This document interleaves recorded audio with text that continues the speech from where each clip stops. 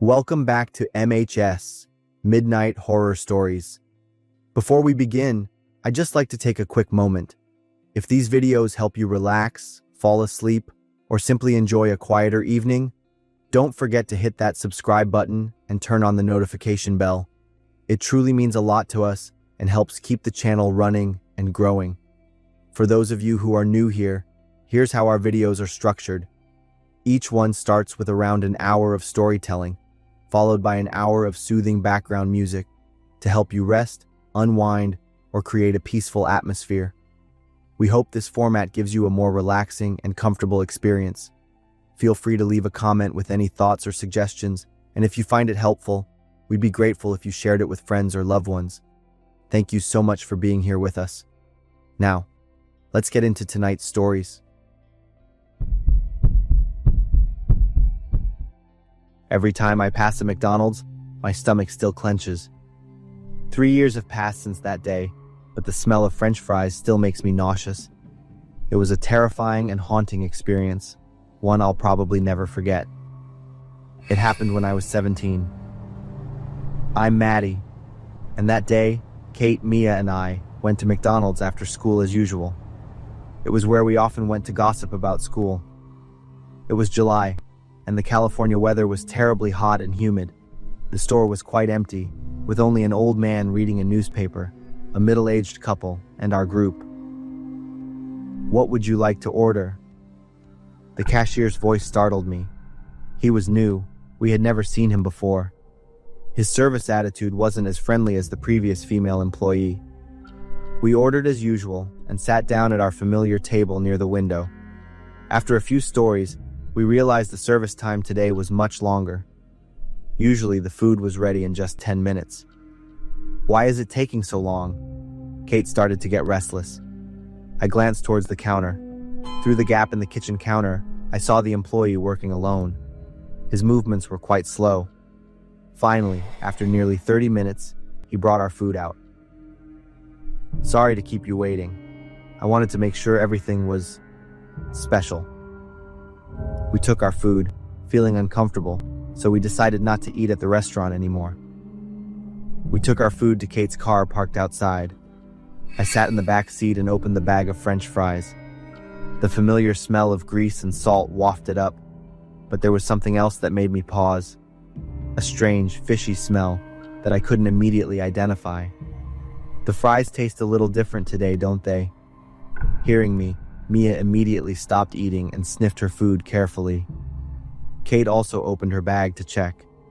I brought the bag closer to my nose.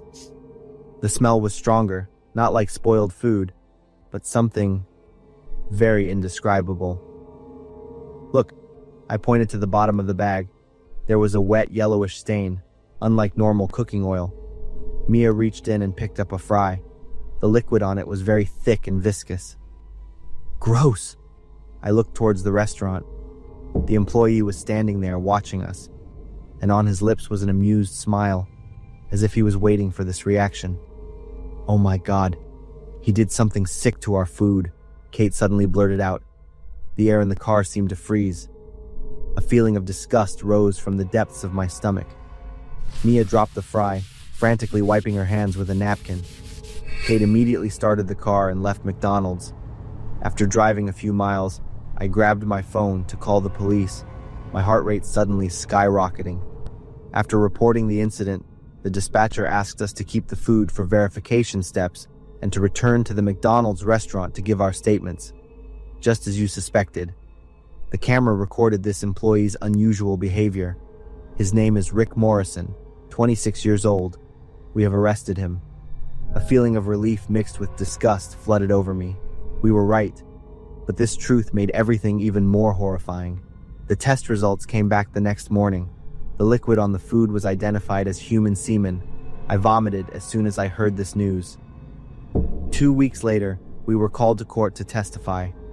Through further investigation, the police discovered that Rick Morrison had worked at 3 different McDonald's branches within 2 years. At each location, there were complaints about his strange behavior towards young female customers, but because there was no concrete evidence, he had remained at large until now. Morrison was sentenced to 3 years in prison for endangering the public and lewd conduct. He was also banned from working in the food industry for life and had to register on the sex offender list. The McDonald's manager met with us privately to apologize. They said they would tighten their recruitment process and employee background checks, but for us, apologies and commitments could not erase that feeling of disgust and haunting. Now, every time I pass any McDonald's, I still remember that day. We almost became victims of a pervert, but what I remember most is Morrison's gaze on the day of the trial. There was no remorse at all, only anger at being caught. From that day, I learned that our instincts are often right. When something feels off, trust that feeling, and most importantly, always have the courage to speak up when necessary, because perhaps if we hadn't, how many other victims would have to go through the same thing? There are stories you never want to have to tell again, but for the past 3 months, I haven't had a single night of peaceful sleep. I'm writing this story hoping it will make me feel better. It was late July, and the Texas weather was stifling hot. My mom picked me up from school and stopped at McDonald's to buy dinner. "Nick, order whatever you like," Mom said as we walked into the restaurant. Standing in line, my eyes were still glued to the arcade game machine. When I heard my mom speak, I looked up and scanned the store for the menu. That's when I saw him. A man in his 30s stood 3 people away from us. He was very tall and thin. What caught my attention wasn't just his appearance, but his behavior. He kept muttering things, his eyes constantly darting around. "Mom, look at that man," I whispered, feeling that something was off.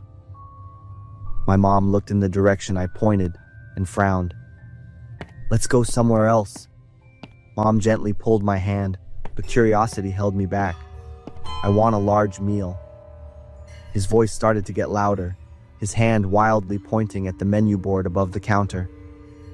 The cashier, a young girl probably only a few years older than me, tried to keep her voice calm. "Sir, could you be more specific about your order?" "I'm hungry.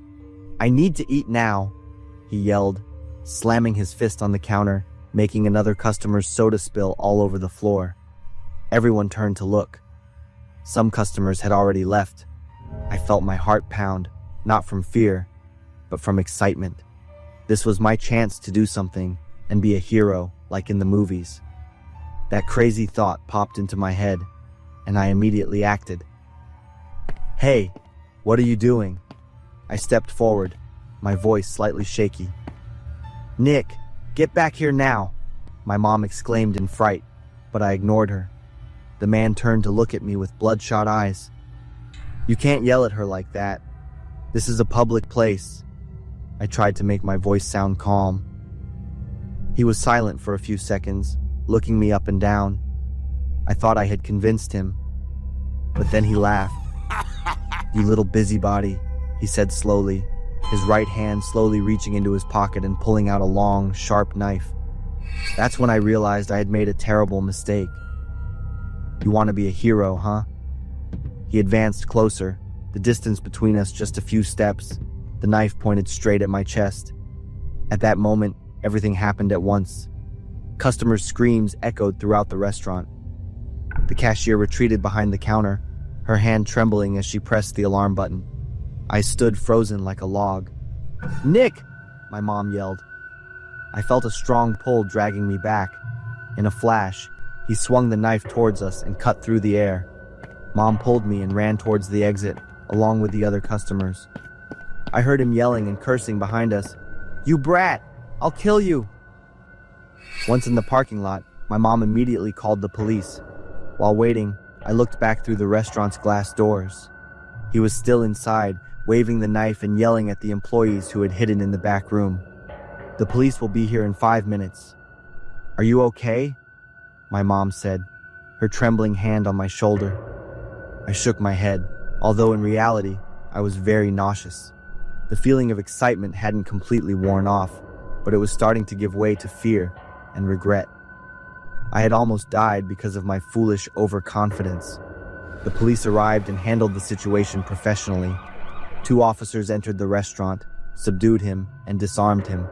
I heard him yelling and cursing even as he was being handcuffed. "Where's that kid?" he yelled as he was being led to the police car. An officer approached us to take our statements. I recounted the entire incident, my voice still slightly shaky. The officer carefully noted down every detail. "He has a history of violence and drug use. You shouldn't intervene in situations like that. Let adults and the police handle it," he said, looking at me with serious eyes. I nodded, feeling my face flush with shame. We were about to leave when the man was being put into the police car. He turned back. His eyes found me in the crowd and stopped. Then he smiled. But this time there was something more malicious, as if he was memorizing my face. He whispered, "Next time, I'll disembowel you." A shiver immediately ran through me. I stood motionless, watching him being led away. But the image of his eyes and that smile haunted me for weeks afterward. Mom had to take me to see a psychologist for counseling. Later, I learned his name was James. He was convicted and sent to prison. I learned a profound lesson in my teenage years, that the world is not like the movies, and there isn't always a hero to save the day. Now, whenever my son acts too confident or eager to do the right thing, I tell him my old story. I don't tell it to scare him or instill fear, but to help him understand that courage doesn't mean acting recklessly. I'm Anna. I was 16 then, still thinking the world revolved around me. That evening was around July in Ohio. I had just finished my shift at a clothing store in the mall, feeling quite tired and hungry. I had to walk to a nearby McDonald's for dinner. The store was quite empty. I ordered a Big Mac combo, sat down at a table near the window, and started eating. But after only half, I was full. I sat scrolling on my phone for a bit. A sour, burnt smell began to waft, making me wrinkle my nose slightly. "Excuse me, miss, could I have your leftover fries? I'm really hungry." I startled, looking up with an annoyed expression. A man in his 40s was standing by my table. He had a scraggly beard and long matted hair. His tattered jacket had no zipper.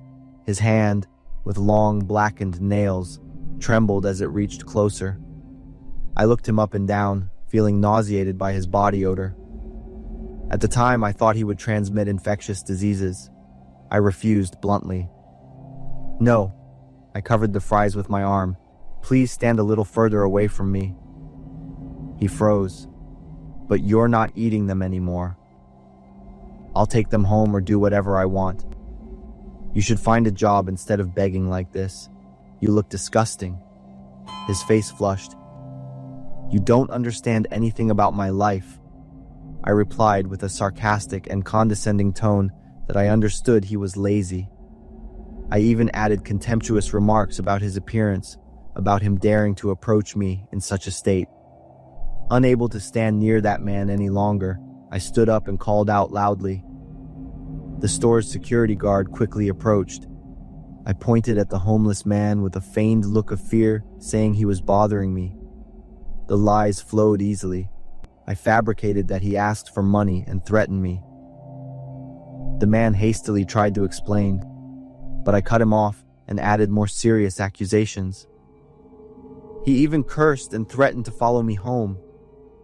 I saw his eyes widen in shock and despair, but instead of feeling guilty, I felt a sense of satisfaction.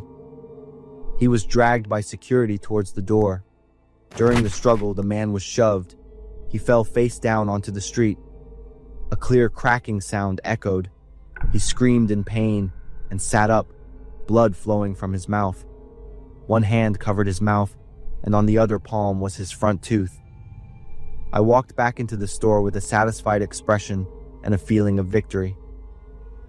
A moment later, I walked home, a 20-minute walk through the quiet student neighborhood.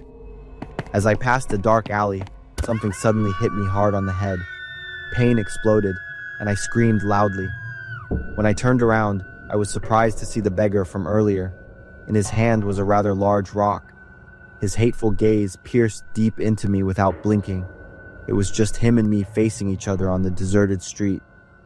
That's when I was truly scared, wanting to run, but my feet felt nailed to the ground. He slowly approached. He began to talk about his past in a trembling voice.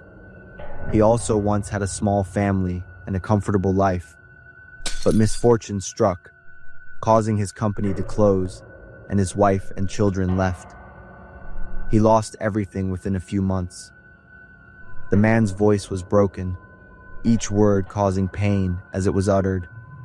I shook my head, unable to say anything, only looking at him with horror. He suddenly roared, lunged, grabbed my shoulders, and shook me hard. "I have feelings too. I suffer too," he screamed, blood-tinged saliva splattering on my face. I sobbed uncontrollably and begged him for forgiveness. His grip tightened even more. "I deserve respect too. I'm human too." I pushed him away and fell backward. Without wasting a second, I sprang up, turned around, and ran at full speed. I didn't dare to look back. His screams echoed behind me, then faded away. I ran until I reached home. I rushed into my room, locked the door, and then slumped onto the floor, my whole body still trembling. I couldn't sleep that entire night. What he said kept echoing in my head. I'm human too. For the first time, I began to think about how cruel I had been. No one deserves to be treated like trash just because they are poor. Since that night, I no longer looked at homeless people with fear or contempt. I always carry a few spare bills, some leftover food to share. Not to atone for my sins, but to remind myself never to forget. A cold word can also leave a wound that never heals.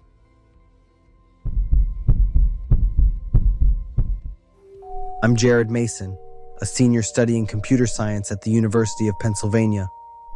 My life revolves around stressful classes, group projects, and the familiar coffee shop near campus. But that day, everything changed forever. The morning started just like any other day.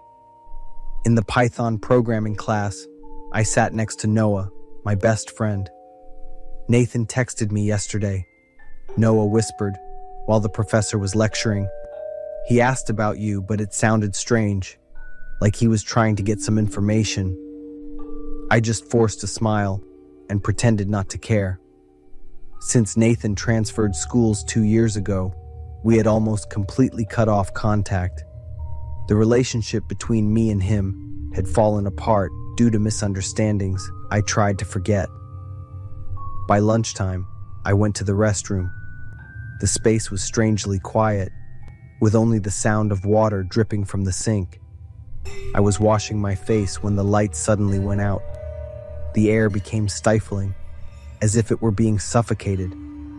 I could hear an announcement coming from the school's public address system, but since I was washing my face, I didn't pay attention, only hearing the sound of water running. My phone vibrated, and a message from Noah appeared. Jared, someone brought a gun to school. The school is on lockdown. Be careful. My whole body went stiff. The message hit me like a punch to the mind. I opened the restroom door and walked down the empty hallway. The classroom doors were all shut tight, with no sounds coming from inside. I decided to head back to the computer lab, the closest place where I felt safe. Inside the room, the weak light from a single monitor illuminated the still space. I closed the door and held my breath. The sound of footsteps echoed in the hallway, making me shiver. A figure appeared through the frosted glass door. My heart raced when the door opened and the person stepped in. It was Nathan. He didn't see me right away. In his hand was a rifle. I froze. A mixture of familiarity and fear washed over me. Nathan, my old friend, now the one bringing a gun to school. His eyes were cold, empty. Nathan moved slowly, looking around the room. Fortunately, he didn't notice me hiding in the dark corner. After what felt like an eternity, Nathan left, leaving me sitting motionless, my mind swirling with unanswered questions. Memories flooded back like a huge wave. Nathan had once been my closest friend. But everything changed when we worked on a big project together in our sophomore year. While working, I accidentally discovered that Nathan had plagiarized an old newspaper. Under pressure to get good grades, I reported it to the professor. Nathan was suspended for a semester. I thought I had done the right thing, but Nathan never forgave me. He lost his scholarship opportunity and had to transfer to another school. We cut off contact after that. Rumors about Nathan started spreading, that he had fallen into depression, that he blamed those who had betrayed him. I never thought that I would be the focus of that anger. When I walked out of the computer lab, a police officer approached and handed me a journal. "We found this in Nathan's backpack. You're the first name on the elimination list." The journal was filled with scribbled words expressing pain and hatred. "Jared Mason, he ruined my future. I must make him pay." Reading each line, I could feel Nathan's desperation. But what stunned me was another part. I don't want to do this. I just want him to understand my pain. The next day, I faced Nathan in the holding cell. He sat there, his face gaunt, but his eyes no longer cold. "I didn't mean to shoot anyone," he whispered. "I just wanted you to know what I've been through." I didn't know what to say. The regret surged within me like a wave, sweeping away any excuses.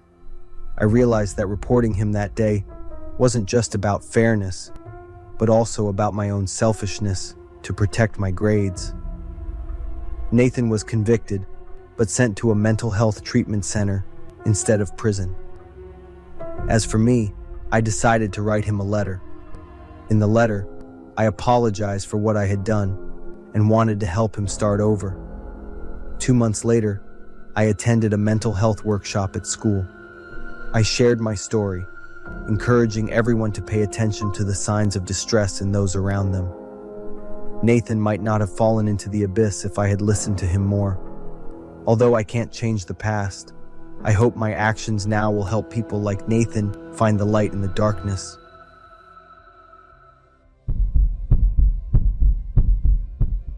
I'm Bradley, a senior majoring in marketing at Stanford. Our group of 5 has been tight since freshman year. Me, Steve, Joe, Naomi, and Jenny. We were all really proud to be the top students in the class. Especially Jenny. She's the school beauty queen, super pretty and talented. Since it's senior year and studying is pretty tough, we'll just meet once a week. The meeting place will rotate at each person's home or apartment. 6 months ago, on a Sunday evening, that was our group's get-together before we started the stressful exam review period. The meeting was set for 8 p.m. at Steve's place. Steve's family was pretty well off, so he lives in a spacious house that his parents gave him for his 18th birthday. Everyone showed up on time, except Jenny. In the afternoon, he mentioned he'd be picking up some beer and told us not to be late. After 20 minutes of waiting, Jenny still hadn't shown up. We set the food on the table in Steve's bedroom and started chatting. We'd collect stories about studying, love, family, and more over the week and share them. More than 40 minutes after the meeting, Steve, Joe, and I swapped guys' stories. Naomi kept calling Jenny, but she still didn't answer. This girl is really like that, showing up and disappearing, coming and going all over the place. An hour had passed. The food on the table was a mess, and the stories were starting to dwindle. We had a few minutes of silence, each of us holding our phones. The power went out suddenly, so we grabbed our phones and turned on the flashlights.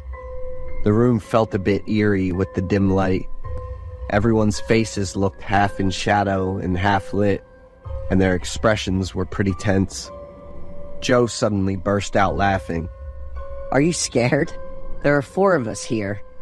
5 people, Steve muttered, but it was loud enough for all of us to hear. "I mean, Jenny hasn't come." Steve looked a bit embarrassed, and we all exchanged smiles. We all knew Steve had a crush on Jenny for ages, but he never had the guts to say anything. Joe came up with a new idea. Each person would share a ghost story. I agreed. The spooky atmosphere made the ghost stories way more interesting. First up was Naomi. She told a story about a young guy who delivered pizza. When he got to the address, his friends jumped out and scared him. He was so scared that he had a heart attack and almost died. What kind of ghost story doesn't have a bit of suspense? Joe made fun of Naomi's story, while Steve and I just laughed.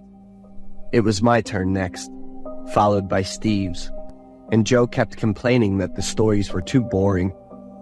But when it was his turn, his face looked confused and scared. Joe changed the subject and started gossiping about Jenny. A friend told me that some rich guy confessed to Jenny this afternoon. It's not surprising that someone confessed to her. Naomi was still annoyed with Joe about what just happened and replied with a frustrated tone. But this guy's different.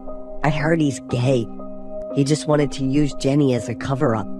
Joe's story was even more engaging and dramatic than the ghost stories we'd just heard. Steve looked pretty pensive. It was true. He really liked Jenny, so he wasn't thrilled to hear that story. Steve stood up and said he needed to use the bathroom and would grab a bag to collect the trash. I told Naomi to call Jenny again before we wrapped up the party, but it was still just a long ring. After a few minutes of silence, Joe came up with another trick. He asked Naomi and me to hide and scare Steve when he came back.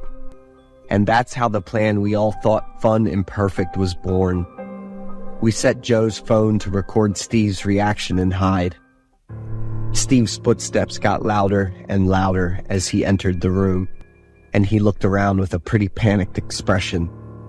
Steve quickly ran over to clear all the leftover food and trash from the table and opened it up. The three of us stood silently watching Steve without saying anything. It turned out the table was actually a box the whole time, and we had no idea. Steve stared at the box for a long time with a worried look, before quickly turning around and leaving. As soon as he left, we showed ourselves. The three of us didn't say a word, just looked at each other with confused expressions before walking over to the still open box.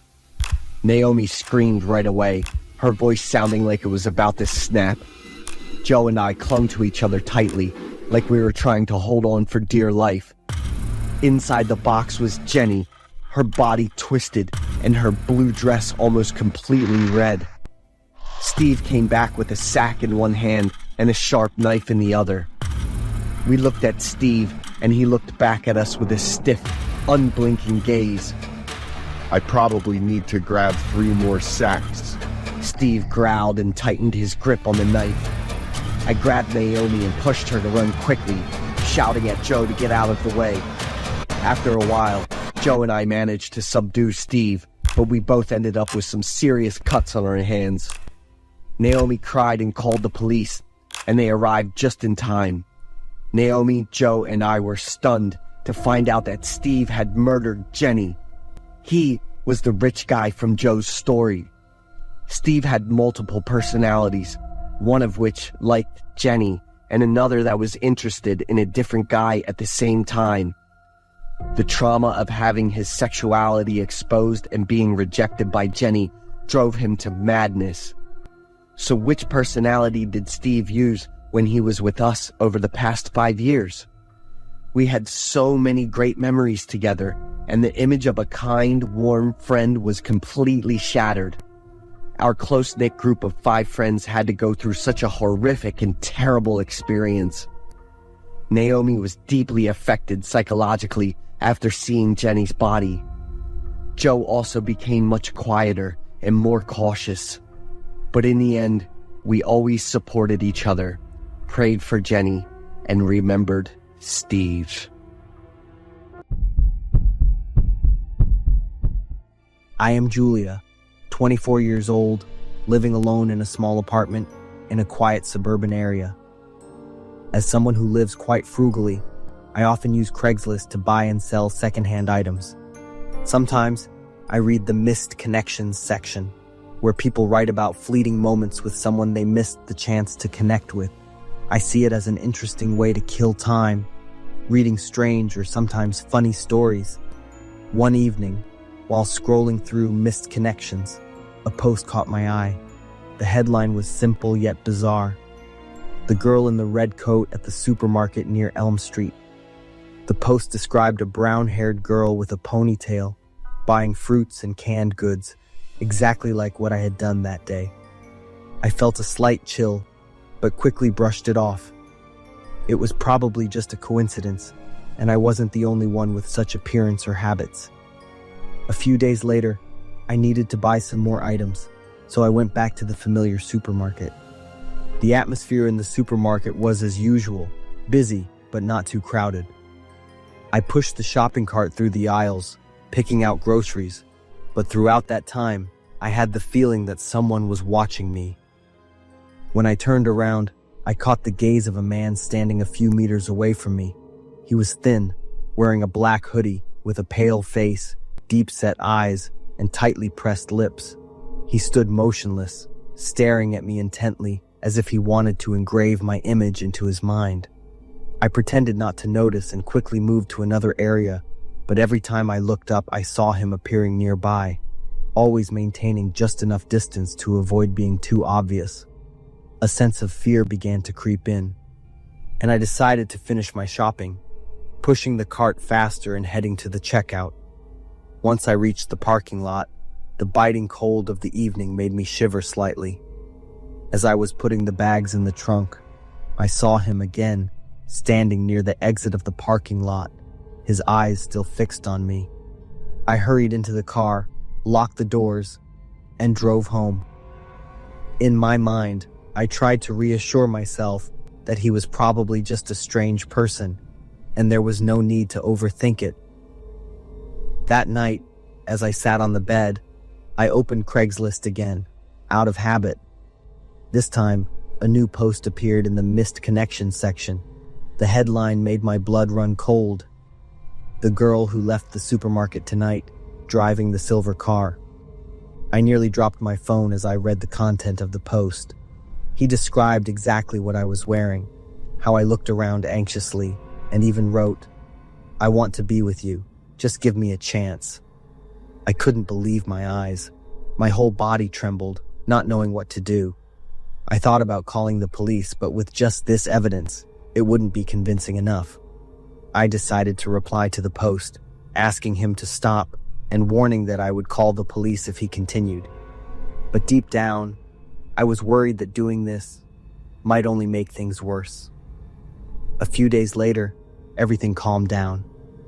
I didn't receive any further responses to my post. I began to think that maybe he had given up, but that peace was only temporary. One night, while watching TV in the living room, my phone vibrated with a new email notification. I opened it and almost dropped my phone. Attached to the email was a photo taken from outside the window, a picture of me sitting on the sofa. My heart was pounding and cold sweat poured over me. I rushed to check all the windows and the front door, making sure they were locked. But before I could do anything else, a loud noise echoed from the living room window. The glass shattered, and a hand reached through, forcefully pulling the door open. I screamed in fear, ran to the bedroom, locked the door tightly, and called 911 in a panic. Police sirens echoed not long after. I heard the sound of footsteps running, and then everything became silent. When the police broke down the door, they announced that the intruder had escaped. I sat huddled on the bed, my whole body trembling, tears streaming down my face. The police found a sharp knife and several pieces of paper with scrawled writing left near the window. They were lines expressing his obsession with me. I couldn't stay in that house for another minute. The next day, I packed my things and moved in temporarily with a close friend in another city. But even after leaving that place, the feeling of being watched still haunted me. I always felt like someone was watching me from the shadows. Every time I heard footsteps behind me or saw a car slow down near me, I would jump and turn around, my heart racing. I deleted the Craigslist app and promised myself I would never open it again. This story is not only a warning about the hidden dangers online, but also a haunting that will forever be etched in my mind. I'm not sure I will ever feel safe again, no matter where I am.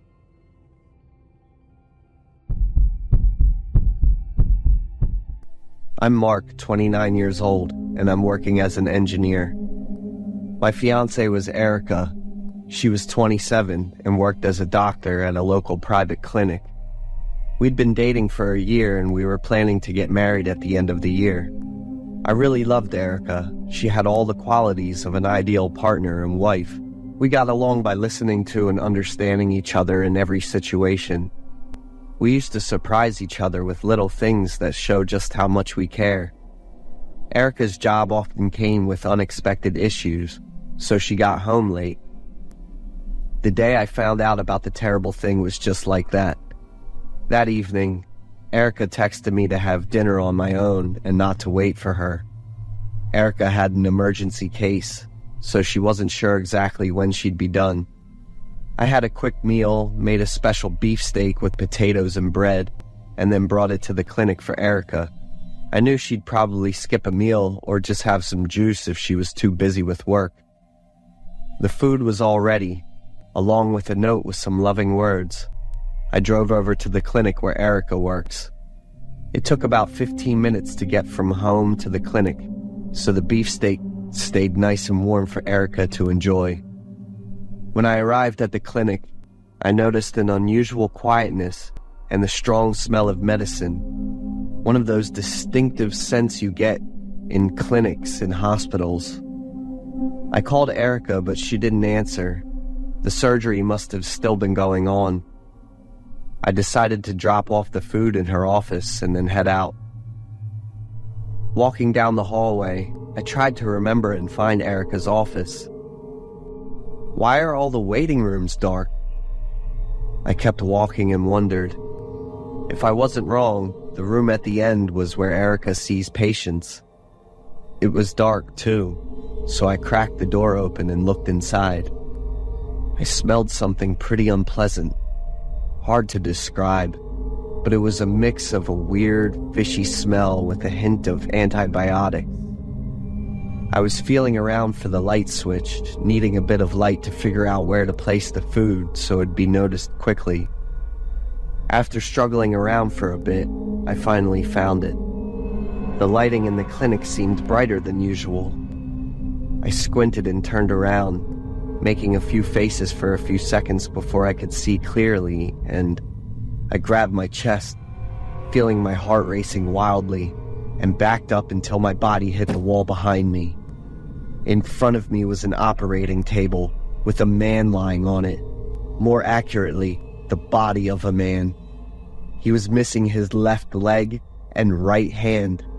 It looked like his eyes had been operated on too. It took me a few minutes to remain calm. Then I moved closer to the body. If you think I was being brave, it was not entirely true. I was mostly just curious, because I noticed something unusual about his head.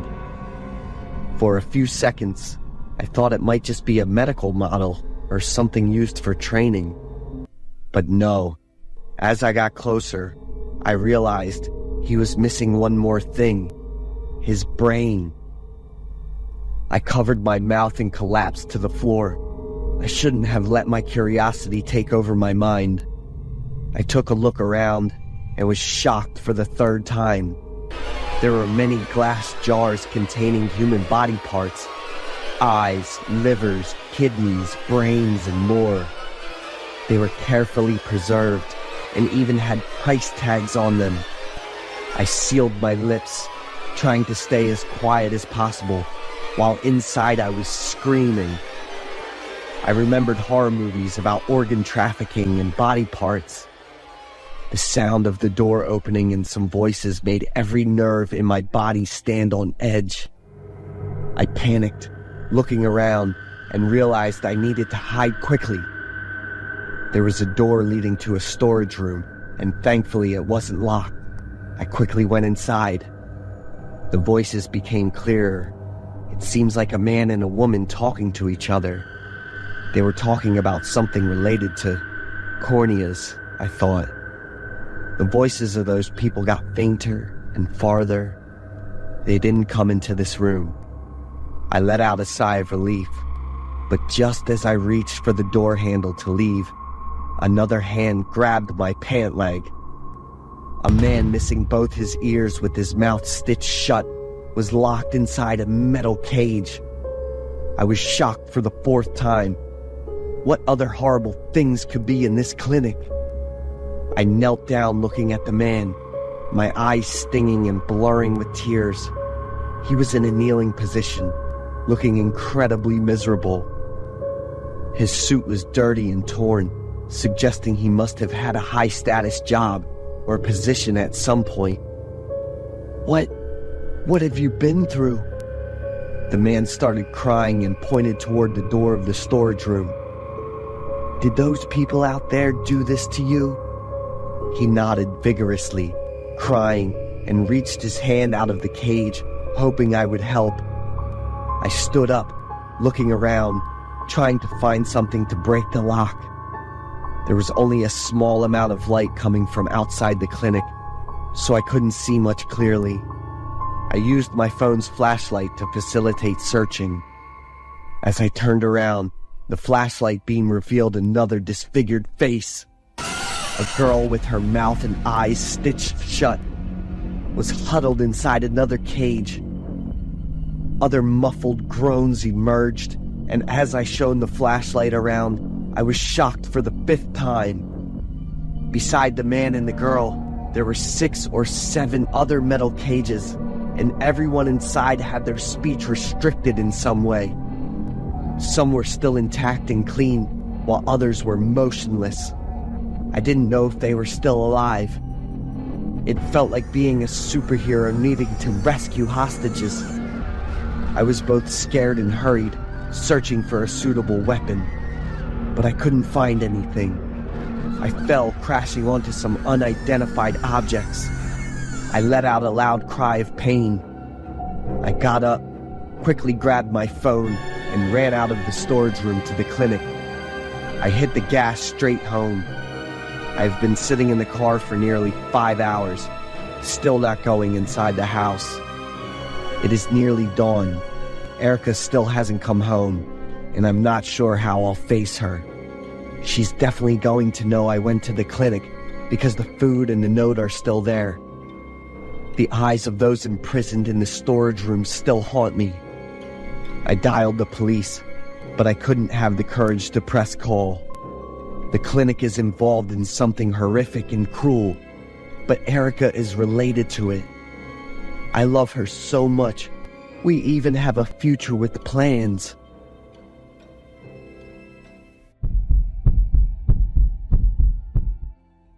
I've always loved the autumn days in Maine, when the air turns crisp, the leaves turn brilliant yellow, and the scent of my grandmother's apple pie fills the small kitchen. That week, my parents were on a business trip, so I was sent to stay with my grandmother. Her wooden house was nestled in the woods, cozy but full of mysterious corners. Grandma, with her neat gray hair tied up and kind eyes, was strict but full of love. She had certain rules, and one of them was to never go near the abandoned house a few hundred meters away. That house is unsafe, she would say, but I heard it more like an invitation to explore. That afternoon, while Grandma was busy baking, I sneaked outside. The low fence was the only thing separating me from the secret on the other side. I climbed over it and followed the trail that led into the woods, the yellow leaves crunching under each step. The abandoned house appeared before me. The roof collapsed in one corner, the windows shattered, and a crooked wooden sign on the grass with the faded words, "No entry from years past." I tiptoed up the steps, the wooden door creaking when I pushed it open. Inside, everything was covered in dust and cobwebs.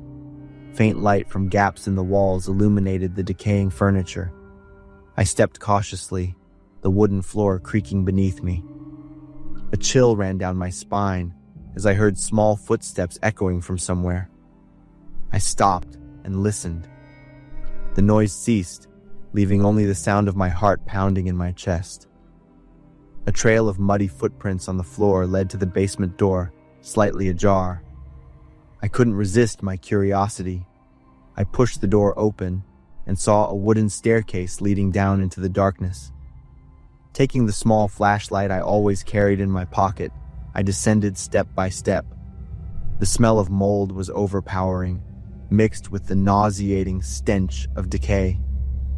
Under the beam of the flashlight, I saw old wooden boxes piled with dust. The cold, silent space seemed to swallow every sound. The basement door slammed shut behind me, the dry thud echoing, freezing my whole body. My heart raced, its thumping reverberating in the tight, cold space. I stood frozen for a few seconds before rushing up the stairs, my trembling hand gripping the rotting handrail, the rough wood scraping against my skin. "Open the door!" I shouted, my voice bouncing back in the pitch blackness. I pounded on the door, each strike sounding hollow, almost mocking me. Fear began to spread. I clawed at the door, my nails breaking slightly from the force. "Please, please," I choked out, but only the echo of my own voice responded. When I could no longer muster the strength to pound, I slowly sank down onto the stairs. I curled up, hugging my chest. Cold sweat trickled down my face, mixing with the dust on my forehead and cheeks, but I didn't bother to wipe it away.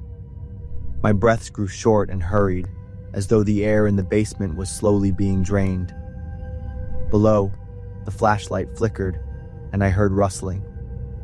A swarm of rats appeared from a corner of the room, their eyes glowing in the light, creeping toward me. I scrambled to find a safe corner, climbing onto an old wooden table to avoid the rats. The cold wood of the table felt like ice against me, and I sat there, curled up, trying to hold back my sobs. In that cold, dark silence, it felt like time had stopped. I thought of my grandmother, of the warm kitchen and the scent of apple pie. I wished I had never stepped into that abandoned house, had never ignored my grandmother's warning. But now, everything was just fear and enveloping darkness. The next morning, I heard a call from above. "Billy, where are you?" Her voice made me burst into tears. Grandma opened the basement door, light from above spilling down. When she pulled me up, I saw her shaking. Her wrinkled hands wiped the dirt off my face, not saying a word of reproach. But her gaze was enough for me to understand that I had made a mistake. Before leaving, I glanced at the basement one last time. Through the broken window, I caught a glimpse of a figure passing by. I never told her about it, never asked about the shadow or mentioned that terrible night again. But every time I think back, the cold feeling in the basement still haunts me. I realize that sometimes curiosity can lead to consequences we never expect.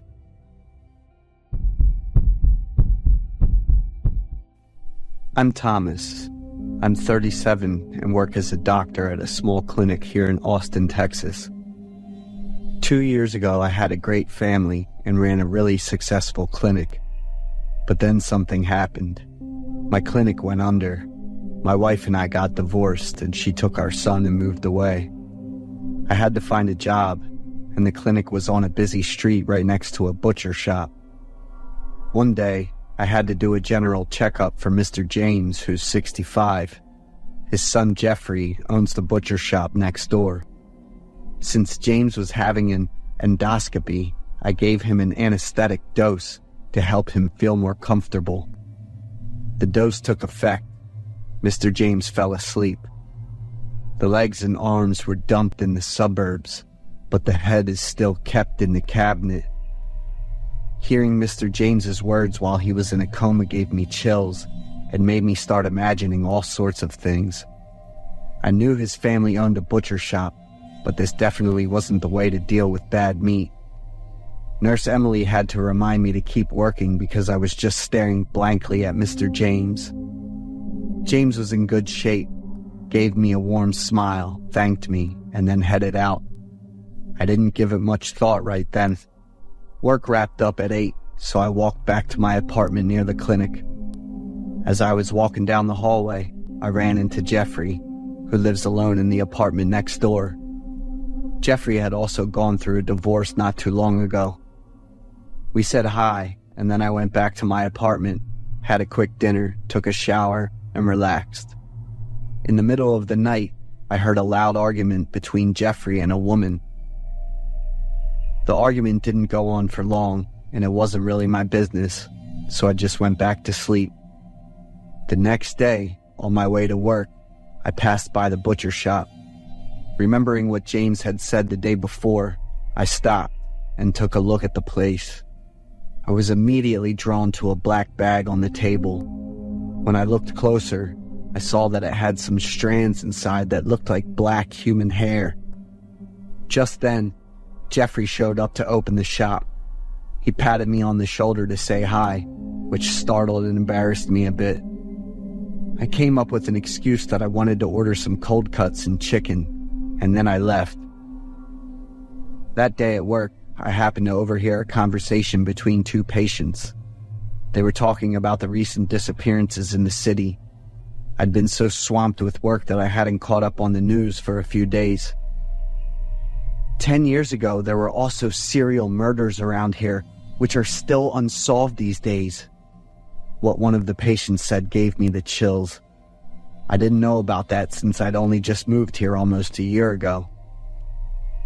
That day I left work early because I had a dinner appointment with my ex-wife Keva and my son.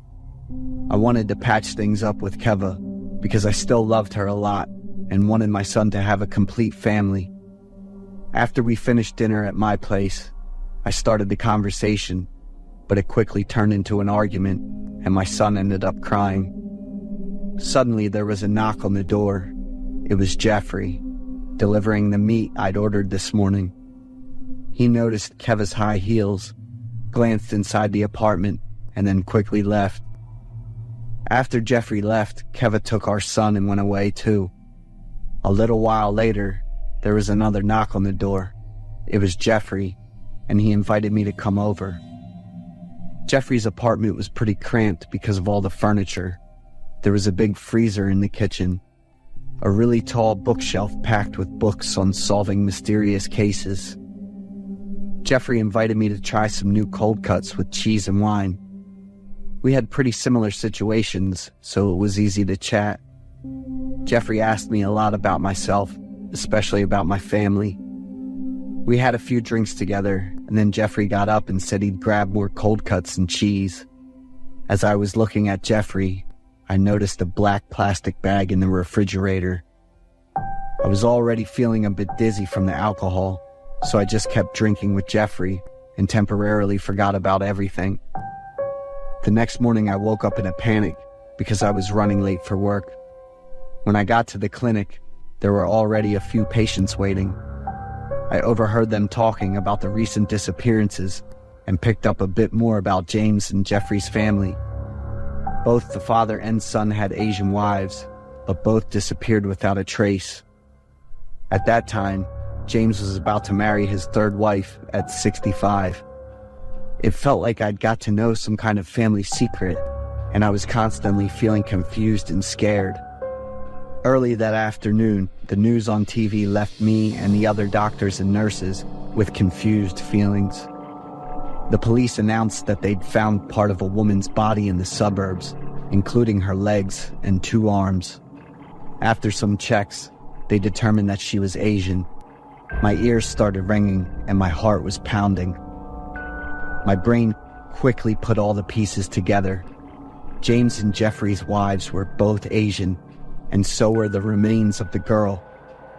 While James was unconscious, he'd mentioned dumping someone's limbs in the suburbs. So the black plastic bag in the freezer at Jeffrey's place could be. I couldn't focus on anything for the rest of the day. When I got home in the evening, I opened the fridge to get the cold cuts I bought from Jeffrey for dinner. I jumped back when I saw the black plastic bag in the freezer. It was the same bag I'd seen at the butcher's and in Jeffrey's fridge. Why was it here? I sat on the floor, trying to piece together my memories. I thought I might have brought it home last night after getting drunk at his place. Just thinking about holding that bag made me bite my hand until it bled to keep myself from screaming. There was another knock on the door. I was relieved and thought about asking for help, but then I heard Jeffrey's voice. "Thomas, are you home? I need your help." I sat on the floor shaking and staring at the door. After a few more calls with no answer, I heard Jeffrey's footsteps walking away. What should I do? I didn't dare to open the closet door again, let alone look at that black plastic bag. I tried to call the police, but the thought of being suspected as the murderer made my throat tighten. As soon as I heard the dispatcher's voice, I quickly hung up. The quiet space was just filled with my rapid breathing, and then there was knocking on the door. "Thomas, are you home?" It was Jeffrey again. Did he hear my phone sound? My whole body was drenched in cold sweat, and I was barely breathing. I could hear Jeffrey's footsteps leaving, followed by the sound of his apartment door closing. I got up and quickly grabbed some essentials, planning to head to the clinic for the night. I opened the door and quickly ran past Jeffrey's apartment. "Where are you going?" Jeffrey's voice made me freeze right in my tracks. When I looked back at Jeffrey, he was wearing an apron, holding a bloody knife and smiling at me. I ran as fast as I could while dialing the police number. I reported Jeffrey and James for murder and told them there was a human head in my refrigerator. 10 minutes later, the police showed up and asked me to come back to the apartment with them. Jeffrey was surprised but still agreed to cooperate with the police. When they took the black plastic bag out of my refrigerator, everyone was surprised to find it was a goat head. "I called to ask if you accidentally brought the goat head from my fridge home. I need to handle it now." Jeffrey explained everything very calmly and gently. The police asked me to come to the station to deal with charges of harassment and defamation. I tried to explain and gave them some additional information, but the results of the police investigation only made me look like a braggart. Plus, the police found my sleeping pills and sedatives in my apartment. I was held at the local psychiatric hospital for treatment. It was true I'd been dealing with insomnia lately, and I was feeling more and more exhausted and worn out. Could it be that it's all just my imagination? After more than 3 months of treatment, I was finally discharged. When I ran into Jeffrey again, he looked at me and gave me a knowing smile. There are still so many secrets in life that can't be uncovered. Are James and Jeffrey hiding anything?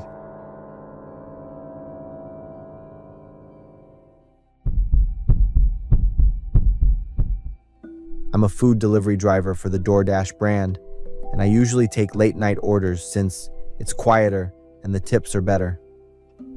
That night, it was already 1 a.m. when an order came through from McDonald's. The name on it was Brad, the address was clear, and it wasn't too far. I started my car and cranked up some music to keep myself awake in the stillness of the night. As I got closer to the address, something felt off. The streets were way too quiet, and the flickering yellow streetlights made the darkness feel even heavier. Brad's house was at the very end of the street. The dim light from the lamp above his door barely cut through the shadows. I told myself I was just overthinking it, but standing in front of that door, this uneasy feeling crawled over me. I rang the bell and waited. The sound of the bell echoed, sharp and cold, like it was cutting through the darkness. A few seconds later, the door opened, and there he was, Brad. He was tall, kind of swaying, like he'd just woken up, or maybe had too much to drink. His eyes were bloodshot and sunken, with dark circles. His wrinkled shirt was covered in reddish-brown stains, some dried, some still fresh. This awful smell hit me, a mix of booze and something else, something rancid. It made me step back without even thinking. I handed over the bag of food, just wanting to get it over with and leave. But his eyes didn't let me go. They were cold and calculating, like he was sizing me up. After what felt like forever, he finally told me to bring the food inside. I hesitated. Every instinct screamed not to go into a stranger's house, But then he mentioned a big tip in this slow, raspy voice, and for a split second, I found myself considering it. In the end, I reluctantly stepped inside, telling myself I'd just drop off the food and get out of there. The scene inside stopped me in my tracks. The furniture was a mess. Broken wine bottles were scattered all over the filthy floor. The walls were covered in old, peeling wallpaper that revealed patches of gray concrete underneath. The smell inside was even worse, thick, putrid, and impossible to ignore.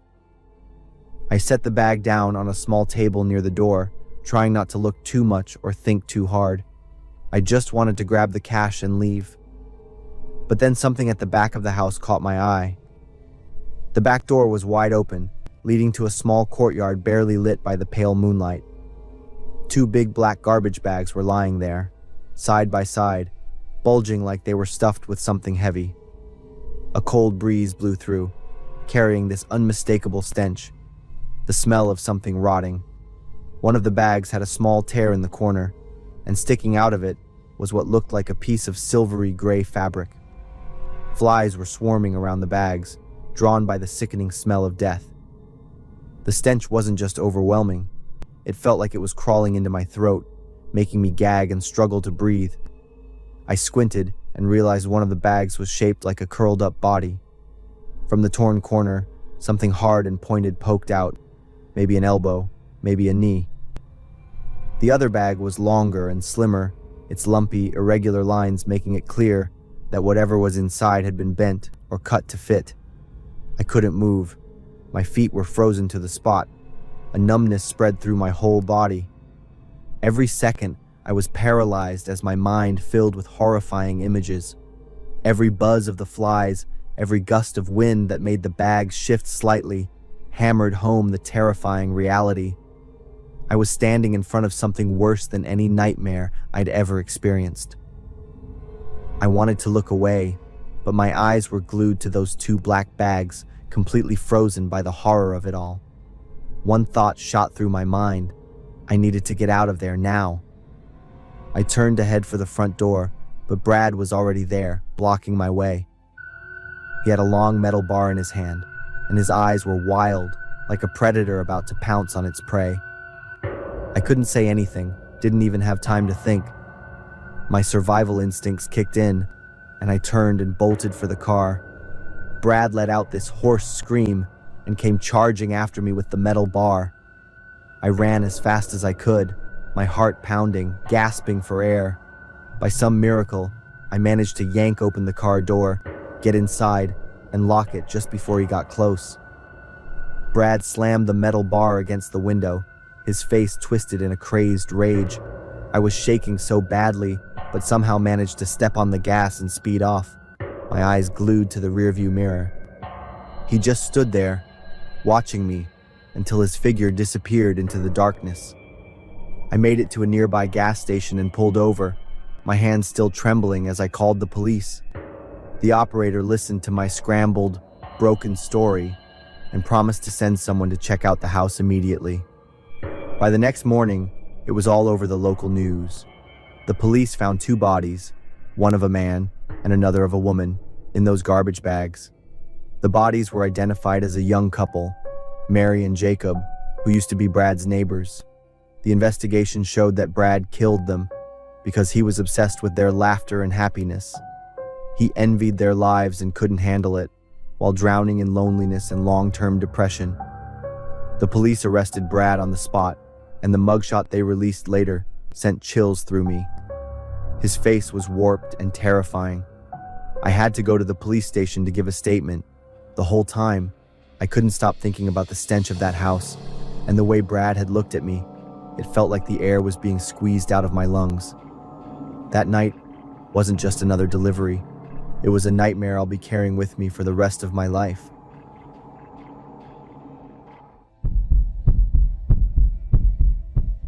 My story begins in the summer when I was 14, in a quiet town.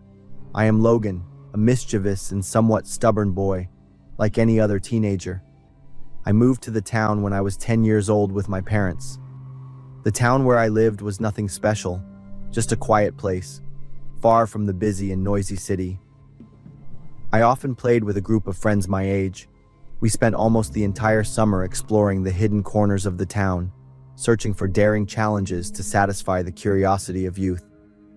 Near my house, there is an abandoned warehouse, old, gloomy, and quite spacious. That warehouse always drew the attention of me and my friends, but at the same time, it also scared us. My mom once said that the warehouse was used to store something extremely frightening, something she didn't want me to know about in detail. But Mom's warnings seemed to be nothing more than passing wind to a stubborn teenager. To us, that only made the warehouse even more intriguing. We often played around the warehouse, sometimes daring each other to see who would get closer or who dared to touch that rotting door. But it all stopped there. There was curiosity, but also no small amount of fear.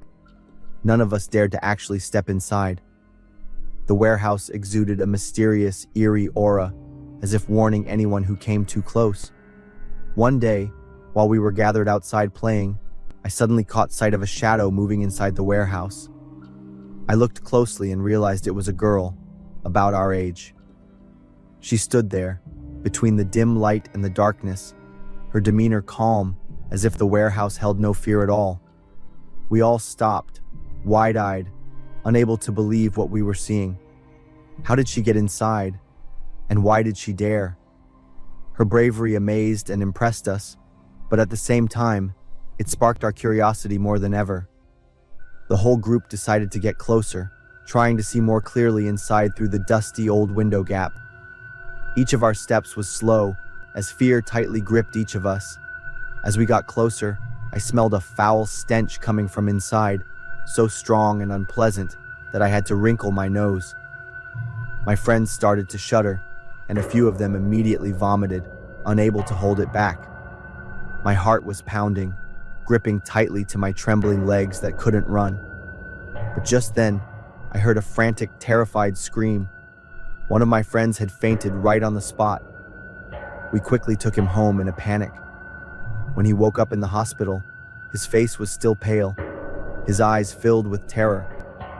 He said that he had seen a hand reaching out from the gap in the door, a pale white hand. We didn't dare say anything more about what had happened. Fear still surrounded each of us. The locals, after hearing about it, immediately called the police. A few mornings later, the sound of police sirens echoed through our small town, with engine noises and flashing blue and red lights surrounding the area of the abandoned warehouse. The truth that the police revealed shocked us and was beyond belief. In the abandoned warehouse, the police found the remains of about 190 people in various stages of decomposition. Many of the bodies were uncovered or only partially covered. Some of the bodies were placed on ambulances, while others were just lying on the floor. Other bodies were stacked on top of each other, blocking the doors in some parts of the building. Maggots, flies, and other insects covered the floor and clung to the bodies.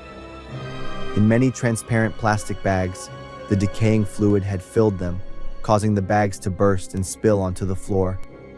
Many of the bodies, including those of children, were placed in buckets or cardboard boxes to catch the leaking, decaying fluids. The fluid had spread across the floor so much that it caused officers to slip several times while moving the bodies outside. So the terrifying thing my mother had always alluded to, which was stored in that warehouse, turned out to be human remains. But it wasn't something that had happened in the past. It was still carrying out its purpose, unnoticed by any of the locals living nearby. It was known that the warehouse used to belong to a couple who founded a funeral service company. Because they didn't pay rent, failed to pay taxes, and were sued for defaulting on payments to the cremation service, the couple was evicted by the landlord. They were charged with corpse abuse and faced a sentence of 15 years in prison. As for me and the other friends, we have undergone dozens of psychological treatments over the past 10 years. Every night I have to use sleeping pills and sedatives just to fall asleep. The story above is based on a real case that occurred in 2023. John and Carrie Halford, the owners of the funeral home Return to Nature, took money for services, but neglected 190 decomposing bodies in a warehouse for over 4 years, giving fake ashes to the families. In September 2023, residents around the town of Penrose, Colorado, began noticing a foul odor lingering in the air.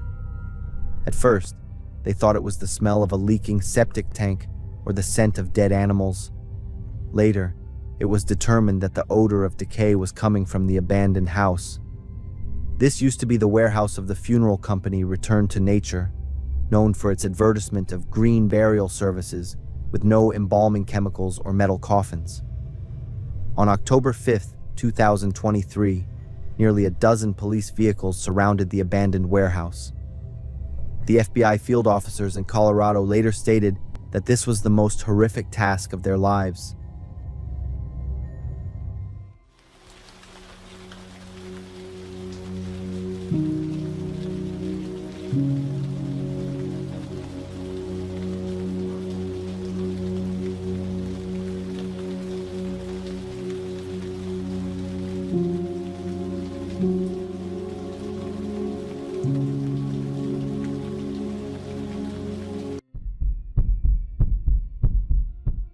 I wanted Martin gone, but I never expected it to actually happen right before my eyes, amidst the bright fireworks. I'm Danny, a high school student. I remember every detail of that fateful day. I was walking along a forest path, my sneakers, which I usually kept spotless, covered in mud. Sweat trickled down my neck. It wasn't because of the hot Ohio June weather, but because I had just run away from Martin for the third time this week. Martin was a classmate, almost a head taller than me. He always found ways to make my life miserable, knocking my books to the floor, shoving me into lockers, or just blocking my way. Today, Martin chased me from class all the way to the parking lot, yelling curses. If he caught me, I was sure to get a few more bruises. This path led to my house. Nobody knew about it except a few kids in the neighborhood. Once I was sure I'd run far enough, I breathed a sigh of relief and slowed to a walk.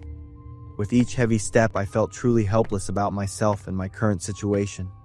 Why was I Martin's target? Why was I so weak? Suddenly, a sound echoed, and I stopped to listen. Leaves rustled, as if someone was moving around. I turned toward the sound. A woman sat at the base of a large oak tree. She wore a long, dirty brown sweater, her tangled gray hair obscuring part of her face. A faint stench wafted towards me. She stared at me, her voice hoarse as if she hadn't had water in a long time. I know how to deal with bullies. I didn't answer, my expression blank. She chuckled softly.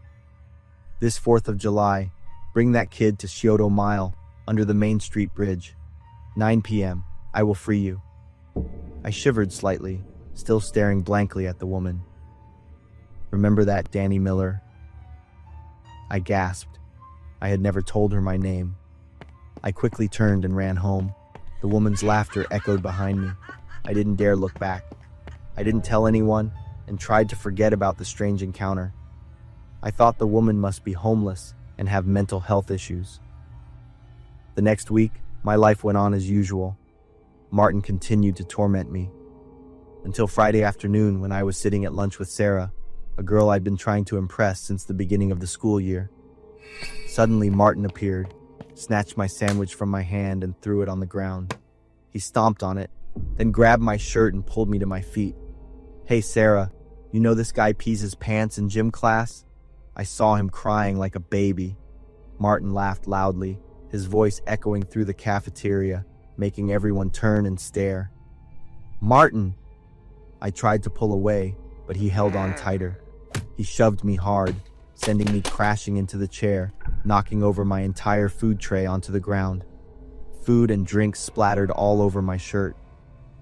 Sarah looked at me with disappointment, then turned and walked away. My face burned with shame. All around, the entire cafeteria was looking at me and giggling, some even recording with their phones.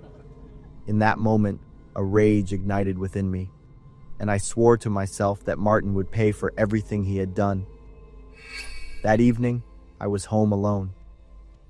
I thought about the woman in the woods, about her strange promise. The humiliating scene from that morning flashed in my mind, along with those two words, free you. The next day, I walked out to the parking lot after school. Martin was there, laughing and talking with his friends. He saw me and called out loudly. Laughter from Martin's group of friends echoed. My face felt hot. Martin walked closer and shoved my shoulder. That's when I saw Sarah walking out of class. She stopped and looked toward us. "I'm gonna make you pay." Martin laughed loudly. "What did you say?" "July 4th, Kyoto Mile, under the Main Street Bridge. 9 p.m. You brave enough to show up?" Martin's eyes lit up. "You'll regret this." I turned and walked away, my heart pounding. July 4th arrived faster than I thought. All day I felt antsy. I didn't know if that woman would really appear, or if it was just a crazy hallucination. That evening, I told my parents I was going to watch fireworks with a friend. Kyoto Mile was crowded with families celebrating Independence Day. The smell of barbecue and cotton candy filled the air. I walked to the underpass. This was a less frequented area. Martin was already waiting, looking very smug. As soon as he saw me, Martin lunged, grabbed my shirt, and repeatedly punched me in the stomach while yelling curses. I bent over, gasping for air. The first firework exploded in the sky, its red light illuminating the water below. "Hello, Danny." The woman's voice rang out, catching both our attention. She approached with a wide smile, her eyes unsettlingly wide. Martin let go of me, his expression blank. He turned and ran. But the woman lunged with incredible speed. One hand grabbed Martin's neck, lifting him off the ground. Her strength was inhuman. "No! Let me go! Help me!" Martin screamed, his voice trembling with fear, his legs flailing wildly in the air. Fireworks boomed overhead, drowning out Martin's desperate cries for help. "Danny wants to be free," the woman said, then turned to look at me. "Isn't that right?" In that moment, it was like I suddenly woke up. "Don't! I don't want this. I was wrong." But it was too late. The woman laughed loudly. Martin's screaming stopped. His struggles grew weaker. I squeezed my eyes shut, covering my head with both hands, not daring to look at what was about to happen. I heard a horrifying tearing sound, something wet splattering, and the coppery smell of blood filled the air. When I opened my eyes, I was alone on the bridge. Martin and the woman were gone. On the ground were dark stains, and a torn piece of Martin's t-shirt lay nearby. "No, what have I done? What is this?" I whispered, my voice lost. Suddenly, a loud firework exploded. I flinched, jumping up and screaming. It turned out to be fireworks outside the window. My heart pounded. Cold sweat drenched my pajamas. I looked around my familiar room, the light from the digital clock showing 11:30 p.m. It was just a dream. It was all a terrifying nightmare. I breathed a sigh of relief, wiping the sweat from my forehead. But the dream felt strangely real. I still remembered every detail. I shook my head, trying to shake off those horrifying images. It must be because I was so obsessed with Martin's bullying that I had such bizarre dreams. The next morning, as I walked into class, I subconsciously looked for Martin's familiar figure. But his seat was empty. The second day passed, and Martin still didn't show up. The third and fourth day, same thing. His seat remained empty. The teacher announced that Martin had gone missing on 4th of July night, and his family and the police were actively searching for him. In those days, I started to feel uneasy. The images from my dream kept coming back. Did something really happen to Martin? Did that strange woman in the woods truly exist? I didn't dare ask anyone about Martin, partly out of fear that people would suspect me, and partly because deep down, I felt both guilty and relieved. Even if it was just in a dream, I had wished Martin would disappear. And now, that wish seemed to have come true. Those nights that followed, I lay awake, staring at the ceiling in the dark. The question kept haunting me. Did Martin really pay the price for his violent actions? And that mysterious woman in my dream, was it she who freed me as she promised?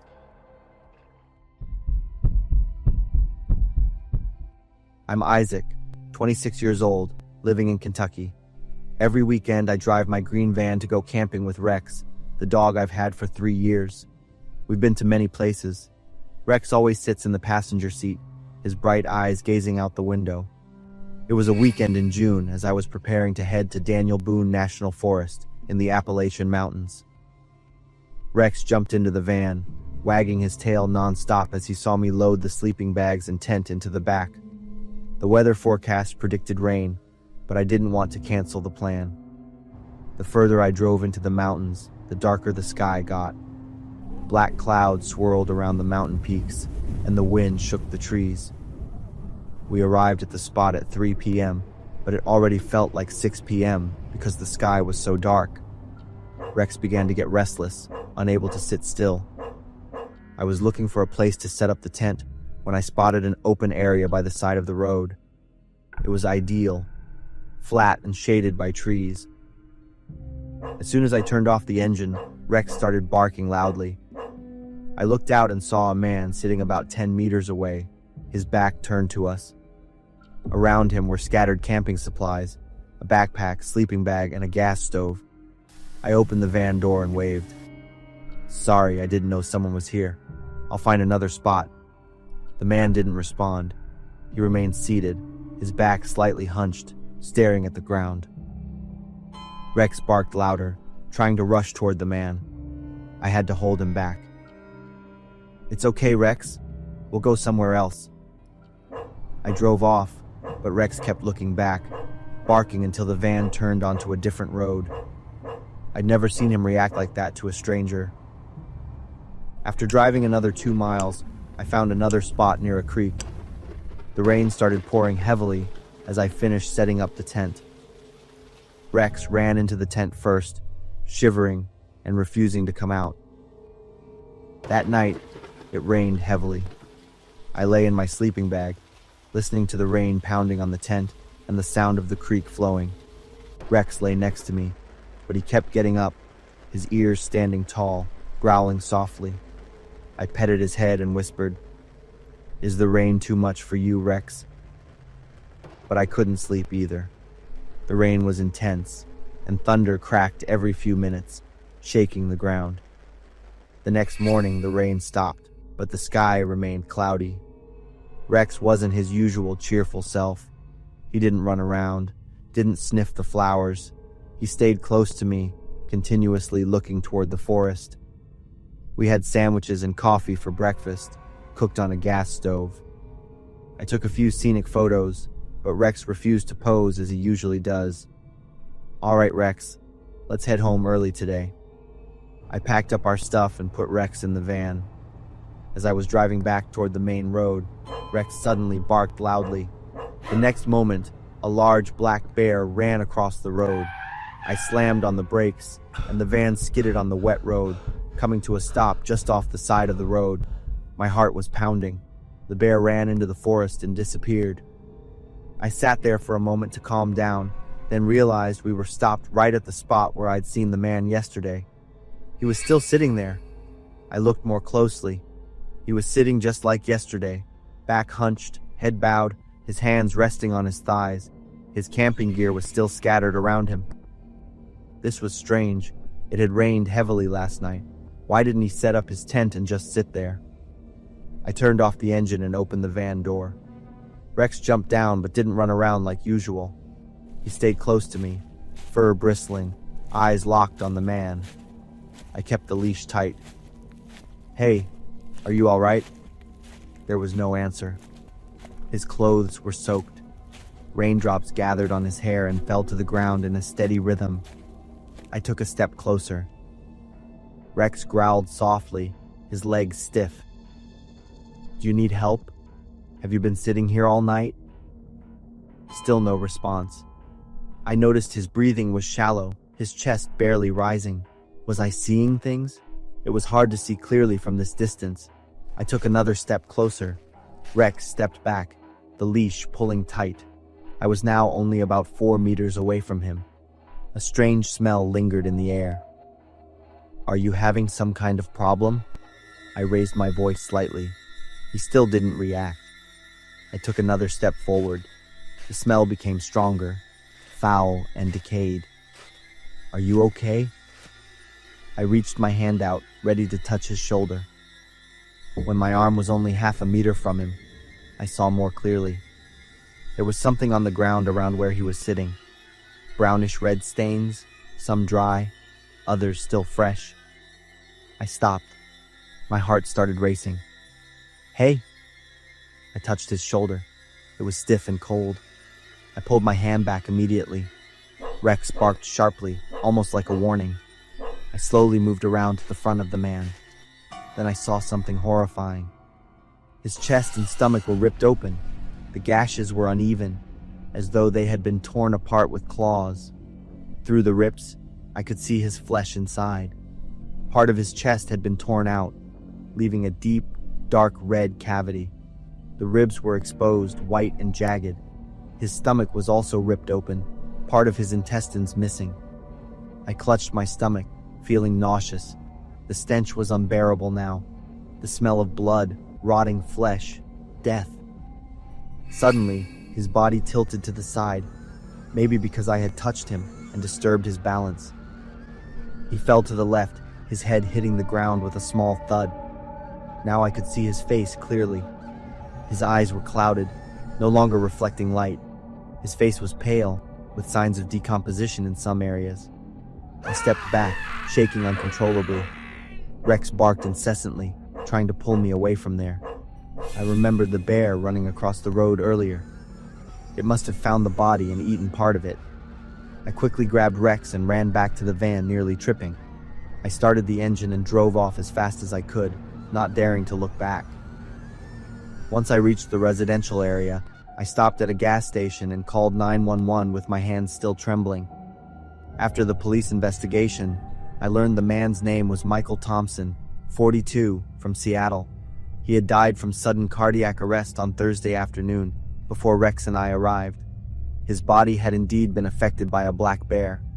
I will never forget the scene that day, and I'll never go camping alone again. There are stories you want to forget, but they haunt you even more. I've tried to bury the memory of that brown-haired girl for the past 13 years, but I can't. I'm always regretful and tormented because she died due to my cowardice. It happened when I was 12 years old. Lily was my classmate. She always wore old clothes and had a sad demeanor. I learned from other classmates that Lily lived with her mom in a very small house on the outskirts of town. Life was quite difficult because her mom was blind. The beginning of the horrific story was a day I was late for school. As I turned onto the road leading to the school, I saw Mr. Anderson's familiar car parked on the side of the road, its engine still running. Almost every student at my school knew his license plate by heart. It wouldn't have been surprising if I hadn't seen Lily get out of the car. She stumbled, clutching her stomach, then bent over and vomited right by the roadside. "I don't want to repeat this again. Remember that?" Mr. Anderson's voice came from inside the car. Lily didn't answer, just kept her head down and continuously wiped her mouth. I hid behind a large tree, observing everything. Mr. Anderson drove away, leaving Lily standing alone. I didn't understand what was happening. Maybe Lily was sick, and Mr. Anderson was kind enough to take her to the hospital. But he left her here, and Mr. Anderson's voice sounded threatening. Mr. Anderson was a respected figure in the entire town. He had taught and was the coach of the state championship basketball team. Every summer, he organized free summer camps for underprivileged children. That evening, I told my mom what I had seen. My mom was washing dishes, then suddenly stopped. Mom asked me to repeat the story, asking if I was sure I saw Lily get out of Mr. Anderson's car. I nodded, confirming it. Mom quickly grabbed her phone. I sat listening to her talk to someone on the other end of the line. Mom recounted my story. I think something isn't right. Lily is only 12 years old. I was confused, not understanding anything. But when I asked again, Mom just remained silent and looked at me with a rather serious gaze. 2 days later, a police officer came to my house. He explained he had spoken to Mr. Anderson, and he said Lily had a cold, and he kindly drove her home early. There was nothing unusual. When my mom asked about Lily vomiting, the police officer replied that it was just due to the flu. He tapped his finger on the table, emphasizing that Mr. Anderson was a very reputable person in the community. Without concrete evidence, they couldn't do anything more. I saw the worried look on my mom's face, but she didn't say anything more. The next day at school, I went to Lily during lunchtime. She sat alone, looking tired. But when I approached to ask how she was, Lily immediately showed a bewildered attitude, as if she wasn't used to communicating. When I mentioned seeing her with Mr. Anderson the day before, Lily immediately cut me off, and there was even panic in her eyes. "Sorry, I have to go." Lily left and I watched her go, and happened to see Mr. Anderson standing by the cafeteria doorway, looking directly at me with a cold gaze. After school, Mr. Anderson called me over. He commented that I was a good student, but sometimes excessive curiosity could cause trouble for others. Lily was going through a difficult time with her family situation, and he didn't want to see me bothering her anymore. Mr. Anderson placed his hand on my shoulder and squeezed gently. He warned that if he saw me continue to bother Lily, my grades would be affected, and he might have to call my parents. I kept my head down, replying obediently. From then on, I no longer talked to Lily. Every time I saw her, I would turn my face away because I remembered Mr. Anderson's gaze and voice that day. Sometime later, Lily started missing school frequently. When she was at school, she looked thin and tired. I noticed she often ran outside during class to vomit. Then Lily disappeared. That day, Mr. Anderson announced she was gravely ill. But for the next few days, Lily still didn't come to school. Then one day, the news of Lily's disappearance exploded throughout the town. The police searched for 3 days, and they found Lily at the edge of the forest, about 10 miles from town. Her body lay at the bottom of a cliff, with broken ribs and severe head trauma. Lily's sudden death shocked the entire town. Another horrifying piece of news was that they discovered Lily was 8 weeks pregnant during the autopsy. The police concluded that Lily fell from the cliff, possibly due to an accident. As for the baby she was carrying, they said they would not investigate to ensure Lily's privacy. Mr. Anderson was present at Lily's funeral. He stood in the front row, his face sad, his eyes red. From then on, no one mentioned Lily anymore. And rightly so, because she didn't have a single friend. Mr. Anderson continued teaching for another 5 years, then moved away as soon as he retired. Everyone still remembered him as a dedicated teacher. Now, 13 years after Lily's death, I am old enough to fully understand what happened. I understand why she vomited and was afraid, and I live with torment every day. If I had been braver then, if I had continued to care about Lily instead of turning my back, perhaps Lily would still be alive. But I did nothing. I just stayed silent and let Lily die in loneliness.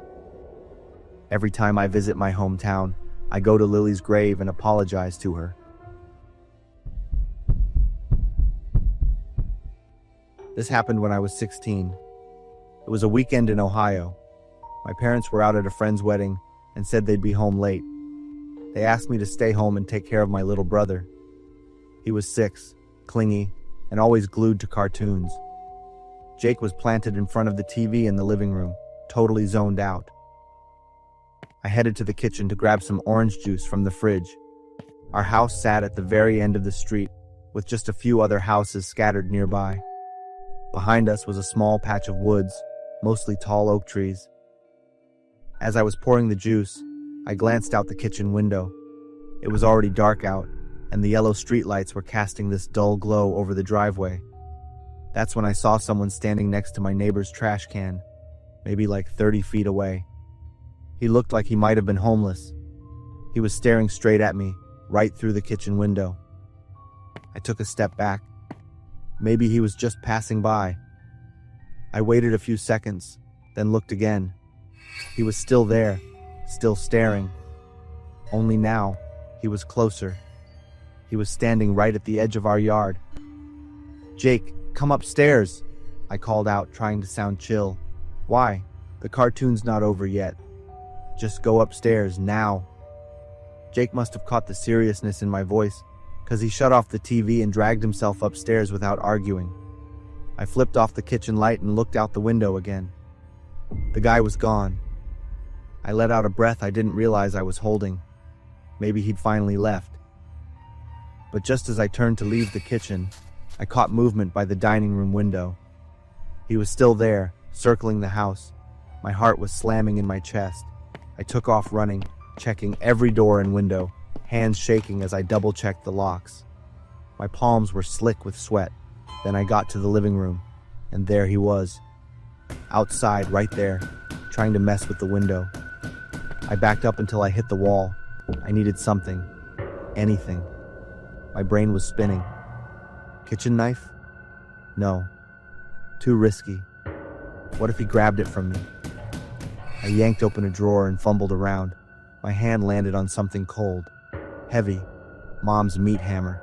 I pulled it out, felt the solid weight in my hand. Jake, I whispered, still downstairs.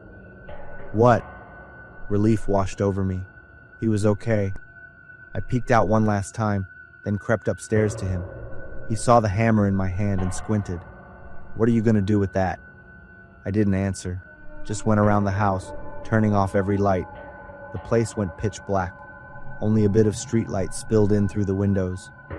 I took Jake to my parents' room and locked the door behind us.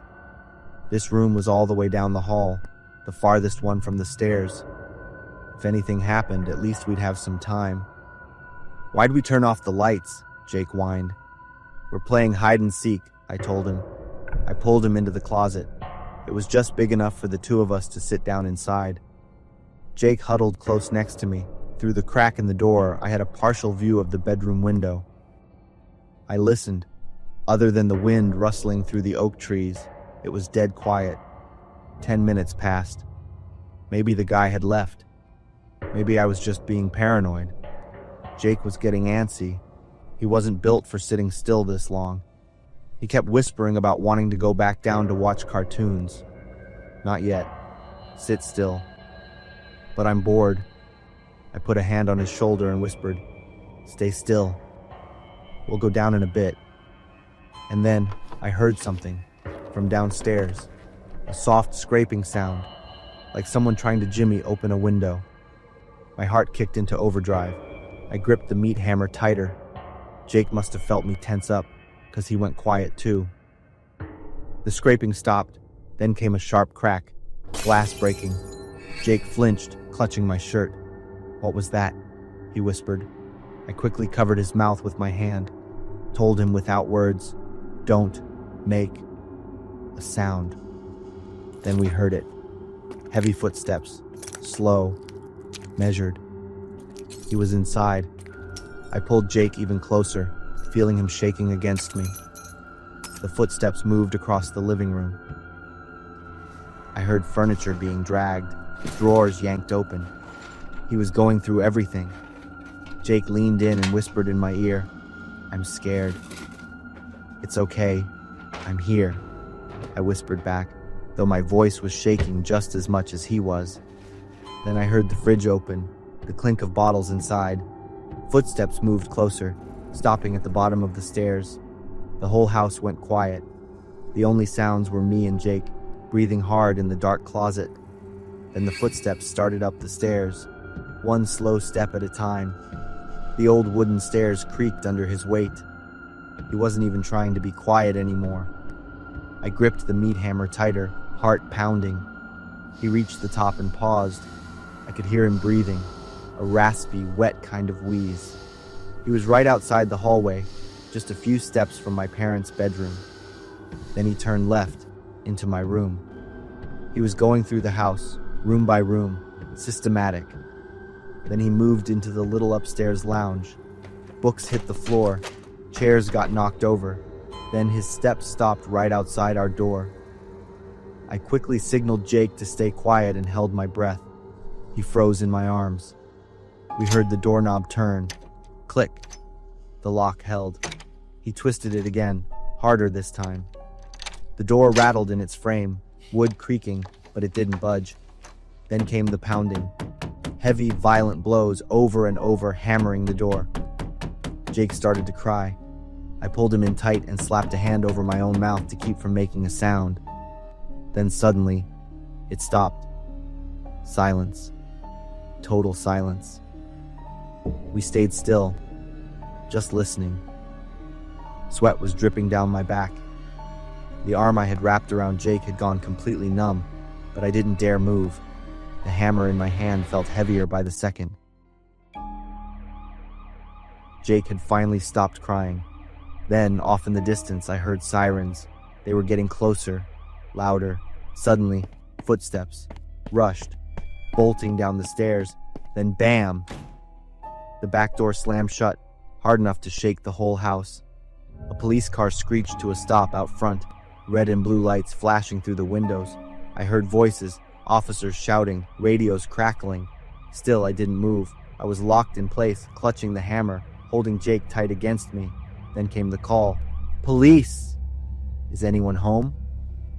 Only then did I slowly open the closet door. Jake had fallen asleep in my arms. I carried him downstairs and opened the front door. 2 cops stood on the porch, with my neighbor Maya right behind them. Another pair of officers were already inside, shining flashlights over the shattered glass in the living room. Are you hurt? Maya asked, her face full of worry. I shook my head, still gripping the hammer. My hands were shaking so bad I couldn't let it go. I hadn't even had time to call the cops. Thank God Maya saw someone creeping around our yard and dialed 911 right away. A few minutes later, Jake woke up, groggy, then totally lost it when he saw strangers in the house. I called my parents. My mom's voice was panicked on the phone. She said they'd be home right away. When they got back, she wrapped her arms around me and Jake. She was sobbing, her shirt soaked with tears. Dad just put his hand on my shoulder. He didn't say anything. An hour later, the cops finished taking our statements. They said they'd let us know as soon as they had more on the guy.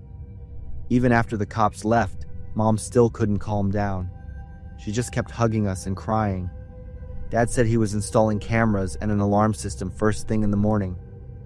A few days later, my parents got a call from the police. They found him. The guy's name was Robert. They caught him the next morning, hiding out in a camper about 13 miles from our place. Turns out he'd escaped from the Indiana State Psychiatric Hospital 3 days earlier. He had a history of child abuse and had been locked up for the last 5 years. What stuck with me most, what I still see sometimes when I close my eyes, was the look on his face. Those empty, dead eyes staring at me through the kitchen window that night.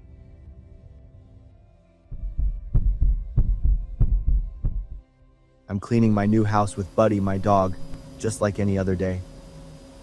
My eyes happen to land on the wall calendar. July 4th, 2025 is fast approaching, and for a moment, a vague sense of dread rises within me, pulling me back to the memories of July 4th last year, a day I'll never forget. The evening of July 4th in Cedar Creek, Texas, always followed a familiar routine.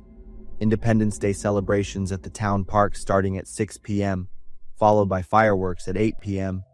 I've lived in this small town for 10 years. Fireworks exploded in the sky like giant fiery flowers. I sat on a wooden bench near the playground, observing familiar faces in the sparkling light. Kids ran around with small flags in their hands. I still bring Buddy here every year. My buddy is so afraid of fireworks that every boom makes him jump and cower. But aside from the fireworks, he loves all the other activities. I stroked Buddy's head, trying to reassure him. It's okay, Buddy, just a little longer. But the fireworks had only just begun. The high school marching band had just finished their performance, a show filled with off-key trumpets and uneven steps. The tuba player was a big, heavy man in a dark red uniform. The uniform was soaking wet and too tight for his body. I remembered seeing him stumble and fall during the midday parade. The heavy tuba rolled down the street, and everyone around burst out laughing. I laughed too, and he looked directly at me at that moment. While watching the fireworks, I coincidentally saw him again. Even though we were dozens of yards apart, I still felt that cold, strange gaze. I looked at my watch. The fireworks were far from over, but Buddy couldn't take it anymore. We left the park and walked home. Most of the neighbors were still at the park. There was only the distant boom of fireworks and the click-clack of Buddy's paws on the sidewalk. As I was opening the gate, I heard steady footsteps behind me. Turning around, I saw the tuba player walking toward me. He was still wearing the dark red uniform, his eyes fixed on me. He stopped in front of my gate. He didn't say anything, just stood there staring. Sweat still beaded on his forehead, even though the air had cooled. I nudged Buddy into the yard. He let out a low growl, the fur on his neck standing on end. 25 years. The man suddenly spoke, his voice hoarse. I tried to stay calm. Excuse me? 25 years I've played the tuba in this band. No one has ever dared to laugh at me. He stepped closer, his hand gripping the gate's iron bars. The streetlights illuminated his face, casting deep shadows under his eye sockets. I could clearly see every bead of sweat, every angry wrinkle. I'm sorry about earlier today. I didn't mean to. Do you know what it feels like to be laughed at by the whole town? He interrupted me, his voice trembling with anger. Do you know what it feels like when your life's passion becomes a joke? Buddy growled louder as the man raised his voice. I tightened my grip on Buddy's leash, unsure how to respond. He let go of the bars and stepped closer. I smelled sweat. He stared intensely at me. This day, next year, you'll understand that feeling. I turned and ran toward the house door. My hands trembled as I unlocked it, pushed Buddy inside, and slammed the door shut. The click of the lock made me feel a little safer. I turned off the lights inside the house and peeked through the curtain crack. The man was still standing there, facing my house. 10 minutes passed, and he was still there. Then he walked up onto the porch. The sound of his shoes on the wooden planks made my heart pound like a drum. Buddy hid under the coffee table, breathing heavily. I heard his footsteps moving around the house, from the front door, past the side windows, then to the backyard. He was checking all the entry points. Finally, he returned to the living room window. I saw his dark silhouette through the thin curtain. He pressed his face against the glass, his breath creating foggy circles on the window. I know you're in there. His voice was low, seeping through the glass like a sinister whisper.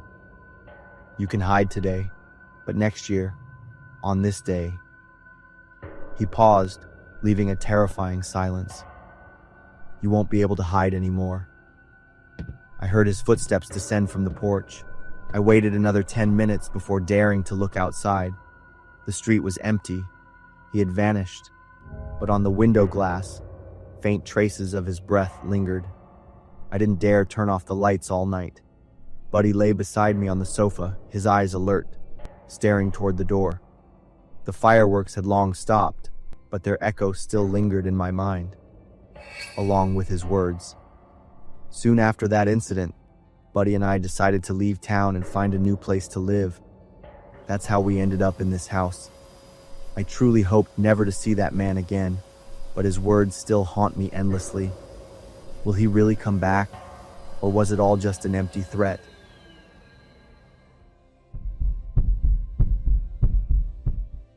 I thought it would be just another normal shift, but then, from the back seat of that old car, I saw a small hand pressed against the window. Just a few minutes later, the man drove straight into the gas station to kill me. I'm Sean, 30 years old.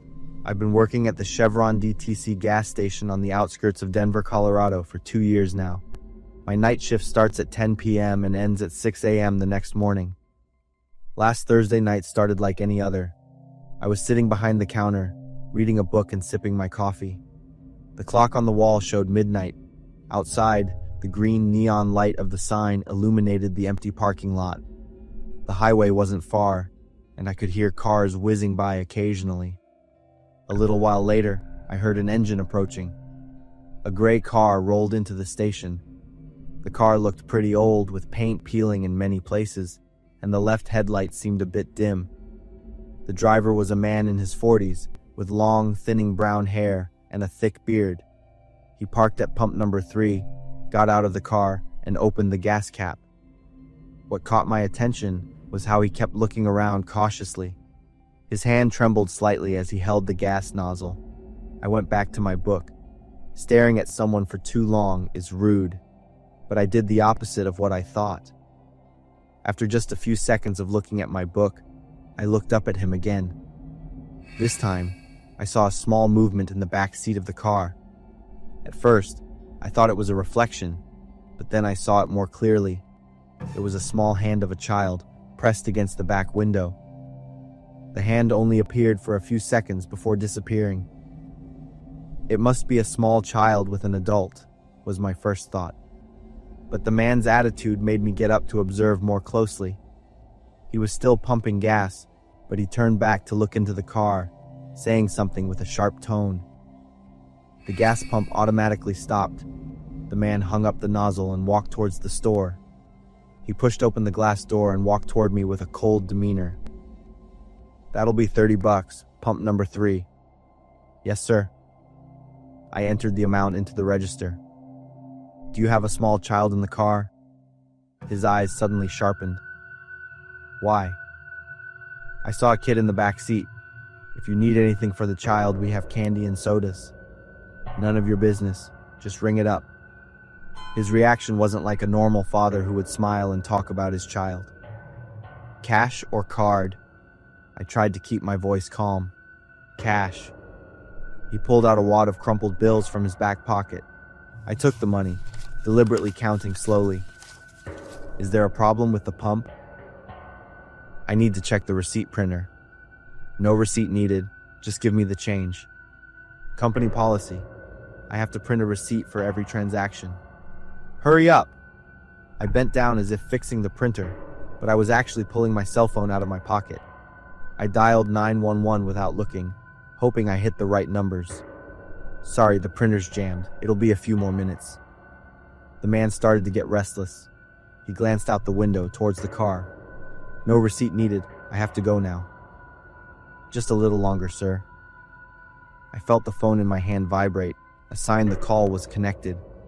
I spoke louder than usual. "Chevron DTC gas station in suburban Denver. I suspect a child abduction." The man suddenly realized what I was doing. His face went pale.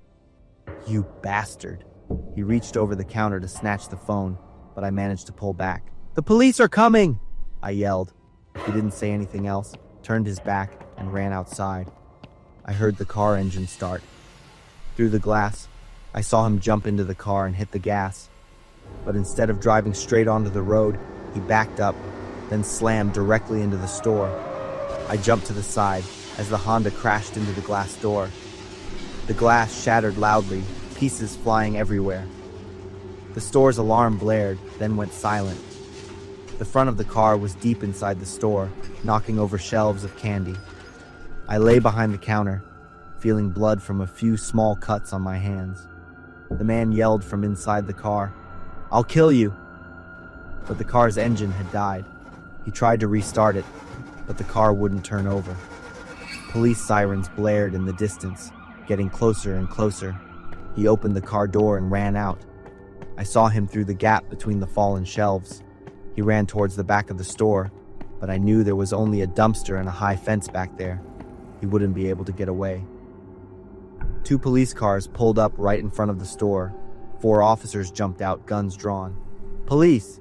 Freeze!" I crawled out from behind the counter, ran outside, and yelled, "He went out back!" 2 officers chased after the man. The other 2 approached the Honda that had crashed into the store. "There's a child in here," an officer called out. Through the shattered window of the car, I saw a boy about 10 years old, his mouth taped shut, in a state of extreme panic. The police carefully opened the car door. "It's okay, kiddo. You're safe now." The other 2 officers returned, escorting the man who was now handcuffed. He saw me and tried to lunge like a wild animal wanting to tear its prey apart. An ambulance arrived to check on the boy and bandage the cuts on my hand. Crime scene investigators began taking photos and collecting evidence. A male officer approached me. You did a great job tonight. That boy might not have made it if it weren't for you." The boy was Tyler. He had been missing for 3 days after playing in a park near his home. I looked towards Tyler, who was being attended to by paramedics. Luckily, he wasn't injured. Tyler was still scared, but no longer crying, and his parents were on their way. I felt a shiver, but also a sense of relief that I had done the right thing. 2 hours later, Tyler's parents arrived and took him home. The boy hugged his parents tightly, sobbing. Before leaving, Tyler's parents brought him over to me. "Thank you so much," the boy said, then hugged me. I didn't know what to say, so I hugged Tyler back and gave him a piece of candy. My hands were still trembling from the whole ordeal. It was lucky that I trusted my gut. I'm Lori, and I live with my parents and younger brother in Millfield, Ohio. That night was the 4th of July. I was sitting on the sofa flipping through TV channels when the first firework exploded. "Lori, can I have some hot chocolate?" My brother Josh called from the kitchen. "Hot chocolate in July, are you sure?" I chuckled softly, but still got up to make it for him. I was 18 and used to taking care of Josh when my parents were out. My parents had gone to Akron to visit Aunt Margaret because she broke her leg. They'd be back late, probably after midnight. Before they left, Mom had repeatedly told me, "Lock the doors securely, don't open for anyone, and call me right away if anything happens." I walked into the kitchen and opened the fridge for milk. I looked out the window. The neighbors' houses were lit up, and the sounds of families laughing and watching fireworks drifted in. "Lori, someone's in the backyard." Josh's voice suddenly turned serious. I turned to see Josh standing by the living room window, the curtain pulled back just a crack. It's probably Mr. Henderson watering his plants. I poured milk into the pot. It's not Mr. Henderson. They're wearing a white lab coat, like a doctor.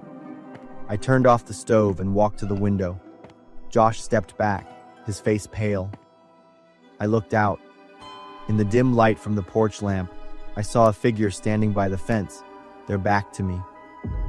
The man was tall and thin, wearing a white lab coat and black pants. He stood silently, as if observing something. It's probably a doctor from the hospital. Maybe someone got hurt by fireworks. I offered a logical explanation, but my heart started pounding faster. The man turned around. His face was pale, his dark eyes staring directly at the window. He smiled stiffly. "Lori, I know you're in there." His voice echoed through the glass. I flinched, pulling Josh away from the window. The man stepped closer. My blood ran cold. I pulled out my phone, but my hand shook too hard and it fell to the ground. "Lori, I don't want to hurt you." He was now right at the door, placing his hand on the glass. "You wish you could be a better sister, right, Lori?" Josh suddenly burst into tears. "What is he talking about, Lori?" I hugged him tight, my brain spinning, trying to make sense of it. Why would he know that? Suddenly, a loud crash of breaking glass. The man had smashed the kitchen window. He reached in, unlocked it, and climbed into the house. "Run!" I pulled Josh upstairs, my heart pounding like a drum. We ran into my parents' room. I locked the door. "Lori, don't run anymore. I just want to help." His footsteps echoed from downstairs, slow and steady. He wasn't rushing, as if he knew we couldn't escape. Josh trembled in my arms. "Lori, I'm scared. I don't want to die." "You won't die. I'll protect you." I looked around the room for something to defend myself with. In my mom's dresser drawer was a box cutter. I grabbed it, the small blade trembling in my hand. "Lori, do you remember the day it happened? The day the stray bullet flew into the playground?" The man's voice now sounded like it was right outside the bedroom door. "You witnessed Josh die right there." "No!" I screamed. "Josh is still here. He's alive." The man's voice echoed through the wooden door.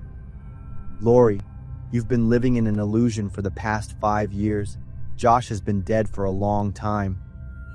I looked down at Josh in my arms. He was still trembling, still breathing, still warm. That's not true. Josh is still here. The door opened even though I had locked it securely. The man stepped in. Lori, it's time you face the truth. He reached out to us. I swung the small knife, trying to protect Josh, but when I looked down, my arms were empty. Josh was gone. Light suddenly flooded the room. My mom's voice echoed from downstairs. Lori! We're home. I blinked. The man had vanished.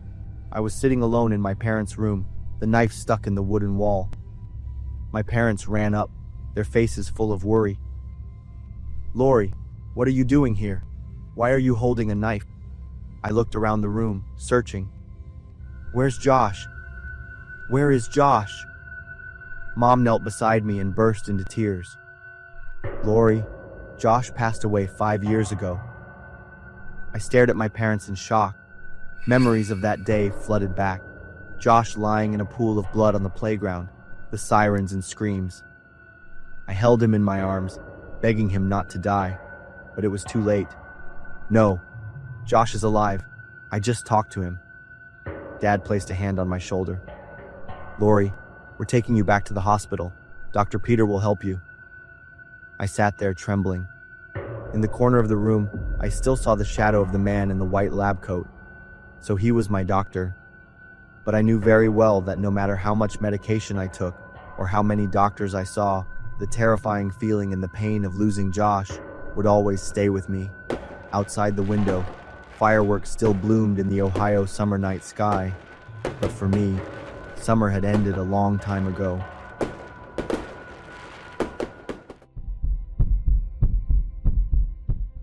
That was hands down the weirdest trip to the Dollar Tree I've ever had. And believe me, I'm never gonna forget it. It was just a random afternoon. I got off work early, figured I'd swing by the Dollar Tree to grab a couple things. The sky was heavy, clouds all dark and moody like it was about to pour. I hopped out of my car, mentally ticking off what I needed while I walked in. Fluorescent lights buzzed overhead, shining down on the jam-packed shelves. The air smelled like cheap plastic and industrial cleaner. Some generic pop song played from the ceiling speakers, mixed with the steady beeping of the barcode scanner up front. I needed toilet paper, detergent, and maybe some snack packs. So I headed straight to the personal care aisle. That's when it happened. This dude suddenly rushed past me, looked to be in his 40s, gray hair all wild. He wore a wrinkled t-shirt and ripped jeans.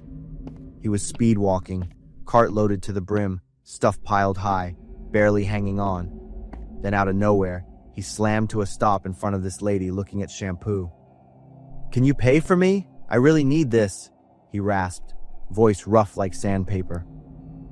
The woman blinked, shook her head, and stepped back quick. He didn't miss a beat, swung around to an old guy near the cough meds. Can you cover me? It's just $40. The old dude just shook his head and hightailed it down the aisle. I dipped my head, tried to disappear, prayed he wouldn't see me. But no such luck. Hey, you! He was already marching over, wheels clattering. Can you pay for me? I swear I'll pay you back. His eyes were bloodshot, and he had that faint booze stink on him. I shook my head. Sorry, man, I can't. His face twisted, went from begging to pissed in a blink. Eyes wide, jaw clenched. It's just $40 damn, he barked, voice getting louder. I don't have much money either, I said, trying to keep my voice steady as I nudged my cart away. But he stepped right in front of me, then, out of nowhere, flipped his cart over. Everything went flying. Loud crash. Mouthwash bottle rolled straight to my feet. Packs of gum scattered everywhere. What the hell is your problem? He yelled, voice booming through the store. I flinched. My heart was hammering. People were staring now, everyone frozen. I tried to move past him, get out of the aisle, but he blocked me again. What's your problem, huh? He said again, face red. $40. What's your damn problem? Sorry, I gotta go, I said, backing away. My voice was shaky, my throat tight, but he kept coming, heavy footsteps pounding behind me. What's your problem, huh? What's your problem? His voice got louder each time. repeating like a broken record. I picked up the pace, pushing the cart faster, wheels squeaking. "Hey!" Another voice rang out, a guy from the store, an employee walking toward us. "What's your problem?" The man froze, spun toward the clerk. "I was just asking her. That's it." "You're disturbing other customers," the employee said, firm. "I'm gonna have to ask you to leave." "I didn't do anything. I just needed help. What's so wrong about that?" The guy threw his hands up, trying to explain like he was the victim. I stopped at the end of the aisle, breathing hard. My palms were sweaty, heart pounding. "You need to leave, now, or I'm calling the cops," the clerk said again, his tone sharper. The man went quiet, still staring at me. Then he gave a slow nod. "Okay, I'll go." But just before he turned to leave, he crouched down. For a second, I thought he was going to pick up the stuff he'd thrown. Instead, he peeled off his ragged brown slippers, then yanked off his filthy white socks. "What's your problem?" he screamed one last time and hurled the slippers and socks straight at me. I jumped to the side. They slammed into the shelf behind me, knocking down a whole row of shampoo bottles. The sweaty socks landed right next to my cartwheel, and the stench hit me a second later. He walked barefoot toward the exit, leaving wet, grimy footprints on the tile as he went. The store clerk just shook his head and started picking up the mess. "You all right?" he asked. "Guys like that show up from time to time, usually high on something, lose control, start hassling people." I gave a small nod. "Thanks for stepping in." I was still rattled. I wrapped up my shopping as fast as I could.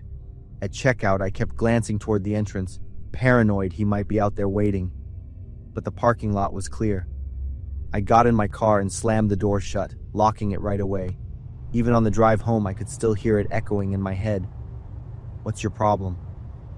To him, the problem was simple. I didn't help. I didn't give him what he wanted. That was hands down the wildest trip to Dollar Tree I've ever had. And yeah, there's no way I'm forgetting it.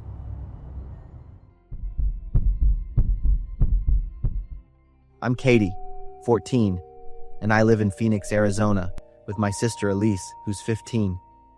It was a Friday, late July, and the heat was absolutely brutal. Mom was working the afternoon shift at the hospital. Dad was off on some business trip, so it was just me and Elise holding down the fort. "Hey Katie, want to go snag a free Slurpee?" Elise called out from the living room. 7-Eleven is running promos today. I rolled out of bed and slid into my sandals, jean shorts, and a pink tank top. Plenty for this kind of weather. Elise was already waiting by the door, keys in hand. The 7-Eleven was just a couple blocks from our house, like a 10-minute walk, tops. Phoenix streets were dead quiet in the afternoon. "Don't go overboard with the snacks," Elise warned as we stepped into the store. The little bell above the door jingled, and the blast of cold AC felt like heaven. The guy behind the counter gave us a nod. We knew him pretty well from all the candy runs. I made a beeline for the Slurpee machine, grabbed a medium cup, and went all in on strawberry. Elise filled up a large one, mixing cherry and blueberry. While she was still messing with the lid, I drifted over to the snack aisle. Bright orange Doritos bags jumped out at me from the shelf, right next to rows of Haribo gummies and stacks of Hershey bars. I was doing some quick math in my head, figuring out if I had enough change for another pack of M&Ms, when a voice suddenly came from right next to me. "Hey there, pretty girl." I turned around. There was a woman standing nearby, brown hair pulled back, wearing a white blouse. In her arms was a little dog, kind of fawn-colored, panting like crazy. "Hey," I said, trying to be polite. "Do you like dogs? His name's Peanut," she said, holding him out to me. Peanut licked his nose and stuck his tongue out, looking up at me with those big round eyes. "Aw, yeah, he's adorable," I said, reaching out to pet his head. His fur was super soft and warm. "What's your name?" she asked. "Katie." "Katie, could you do me a quick favor? I really need to use the bathroom, but they don't let dogs in the store. Would you mind watching Peanut for a minute, just right outside?" I glanced over at Elise. She was still by the Slurpee machine, back turned, totally focused. "Sure, I can do that," I nodded. "Thank you so much. I'll be fast." She handed me Peanut. He was lighter than I thought, maybe 3 pounds, tops. We stepped outside. I realized I never asked her name. The sun was still beating down, hot as ever. I stood under the awning in the shade, gently stroking Peanut's fur. The dog just lay there quietly in my arms. "Katie, come here for a sec," the woman called out from near the parking lot. I blinked. Wait, when did she come outside? She was standing next to a blue van, side door wide open. There was a tall guy standing beside her. "Come here, Katie. I want to show you something," she said, waving me over. I started walking toward the parking lot, still holding Peanut tight. But the second I got close to the van, the guy grabbed my left arm. "Get in the car," he snapped. His voice was rough.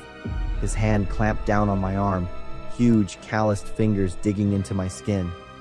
I gasped and dropped Peanut. The little dog bolted. I tried to yank my arm away, but he was way stronger than me. "No, let me go," I screamed. "I said get in the car." He started dragging me toward the open van. Inside, I saw a nasty gray carpet and rope. "Katie, let go of my sister." Elise's voice cut through the air like a whip. She came running out of the store, her Slurpee flying out of her hand and exploding on the pavement, ice and soda everywhere. "Help! He's trying to kidnap her!" she screamed. The clerk came running out of the store, another guy right behind him. Over by the gas pumps, someone jumped out of a red car. The man let go of me instantly. I dropped to the ground, scraping both my knees on the pavement. "Let's go," the woman shouted. They both dove into the car. The engine roared to life. It backed out fast, tires screeching as it tore down the street. I caught a glimpse of the license plate, Arizona, and the numbers 736, but I couldn't remember the exact order. Elise threw her arms around me. I was shaking all over, heart pounding like crazy. The clerk pulled out his phone and called 911. "You okay?" he asked, his face full of worry. I couldn't answer. My knees were stinging and bleeding, and I felt completely out of it. Elise didn't say anything either. She just kept holding on to me, breathing fast. About 10 minutes later, a police cruiser pulled up. 2 officers took our statements. They asked me to describe the guy, the woman, and the car. They said it looked like a planned kidnapping. Mom showed up not long after Elise called her.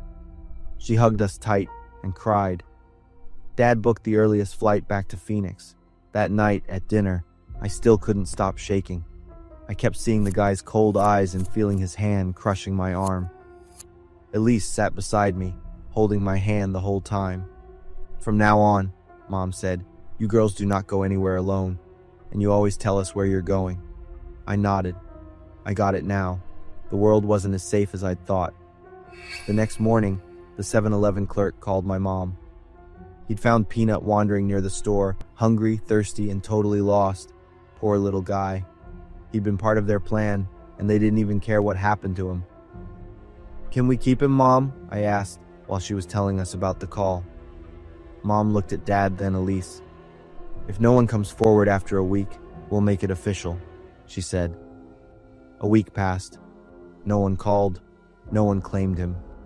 The police checked. Peanut didn't have a chip. They said he was probably just used as bait, so we adopted him. Just like that, Peanut became part of our family. Now every night when I cuddle Peanut close, I think about how one good thing came out of that awful day. This little dog got a new home, and I got a little buddy who'll always remind me just how lucky I was to get away.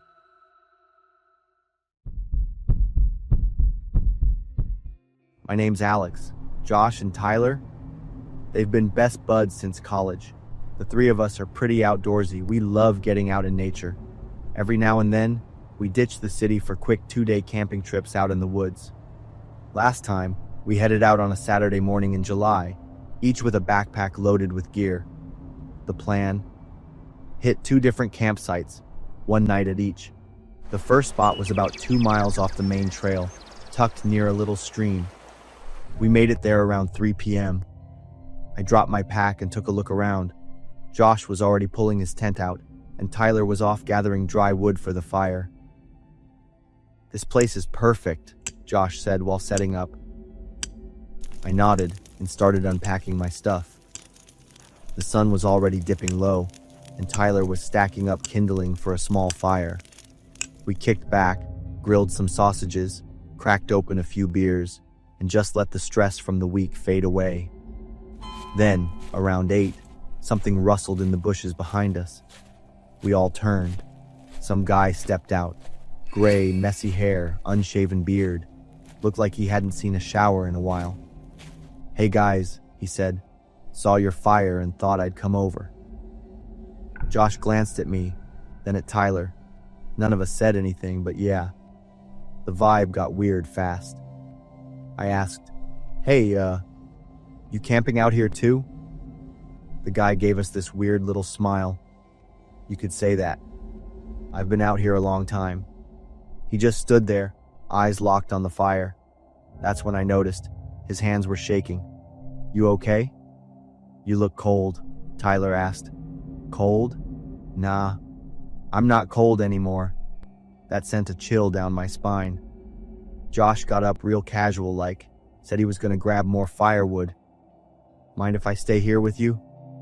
We all froze. No one said a word. A few seconds passed, but it felt way longer. And then he started humming. Some weird, wordless tune. Made my skin crawl. It wasn't like a song. More like a low moan, like someone hurting but trying to hold it in. Josh tried to play it cool. Yeah, well, we were just about to hit the sack. Gotta be up early tomorrow." The guy stopped humming, slowly turned his head toward Josh. "I'm always here, even when you think I'm not." Then, he just turned around and walked straight into the dark. Gone. We sat there for a few minutes, dead quiet. "What the hell was that?" Tyler whispered. "Maybe he's just lost," Josh muttered, but even he didn't sound convinced. We put the fire out and got in the tent way earlier than planned. I was lying in my sleeping bag, wide awake, listening to every damn sound outside. Eventually, I must have passed out. Next morning, we packed up and made our way to the second campsite. On the way, we swung by the ranger station to grab some water and snacks. While Josh and Tyler were inside picking out food, I stepped out for a smoke. A big old bulletin board covered in missing person flyers. Most of them were sun-bleached and curling at the corners, but one stood out.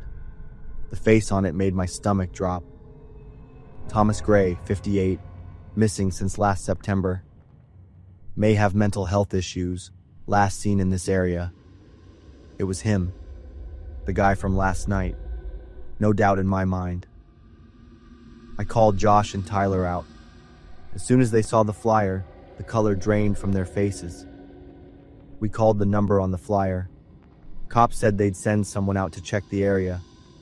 Thanked us for the heads up. They told us to be careful, report back if we saw him again. Josh looked at me. "Should we just head home?" I shook my head. "I mean, yeah, he's got issues, but he didn't seem dangerous." So we kept going. The second campsite was a good 5 miles out, way more remote, pretty much off the grid. We pitched our tent by this small lake. The afternoon went by like any other. We fished a bit, cooked some dinner, played cards, just hanging out. But once the sun went down, the vibe shifted. Around midnight, I jolted awake. That humming sound was back. Same weird tune from the night before, except this time, it was clearer, closer. It echoed all around our tent, like it was circling us. Josh sat up and grabbed my arm. "Did you hear that?" Tyler was awake too. We just laid there listening. The humming would stop, then start up again. "It's him," I whispered. "How the hell does he know where we are?" "Beats me!" I reached for my phone to call the cops. No signal. That creepy hum kept going all night. None of us slept a wink. By morning, we were done. No way we were staying another minute. As we packed up, I noticed something. Footprints, all around our tent. We didn't waste any more time, just grabbed our stuff and hit the trail back to the car. We were about a mile out when we heard it, a loud shout from behind us. Alex, Josh, Tyler. It was his voice, clear as day, calling each of us by name. We stopped dead in our tracks, turned around, and there he was. He was waving at us like we were old friends. Huge grin on his face, like he was thrilled to see us. We ran, full sprint, no looking back, until we spotted the car, dove in, and fired up the engine. Josh gunned it down the mountain like a bat out of hell. How the hell did he know our names? Tyler asked, still catching his breath. No one answered. When we got home, we called the cops again and told them everything. About a week later, they found Thomas, but not alive. They found pieces of him in a deep cave. The medical examiner said he'd been dead for several days. Could have been the weather, could have been animals, or maybe something got to him before all that. We never went camping again after that. Sometimes Josh brings it up, says maybe we were just freaked out, tired, paranoid. Maybe we imagined stuff. But me? That one question still keeps me up at night. How the hell did he know our names?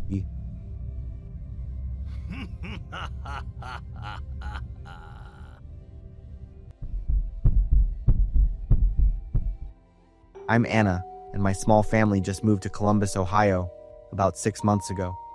The 2-story house we bought is in a quiet suburban neighborhood. Everything was perfect for the first 3 months.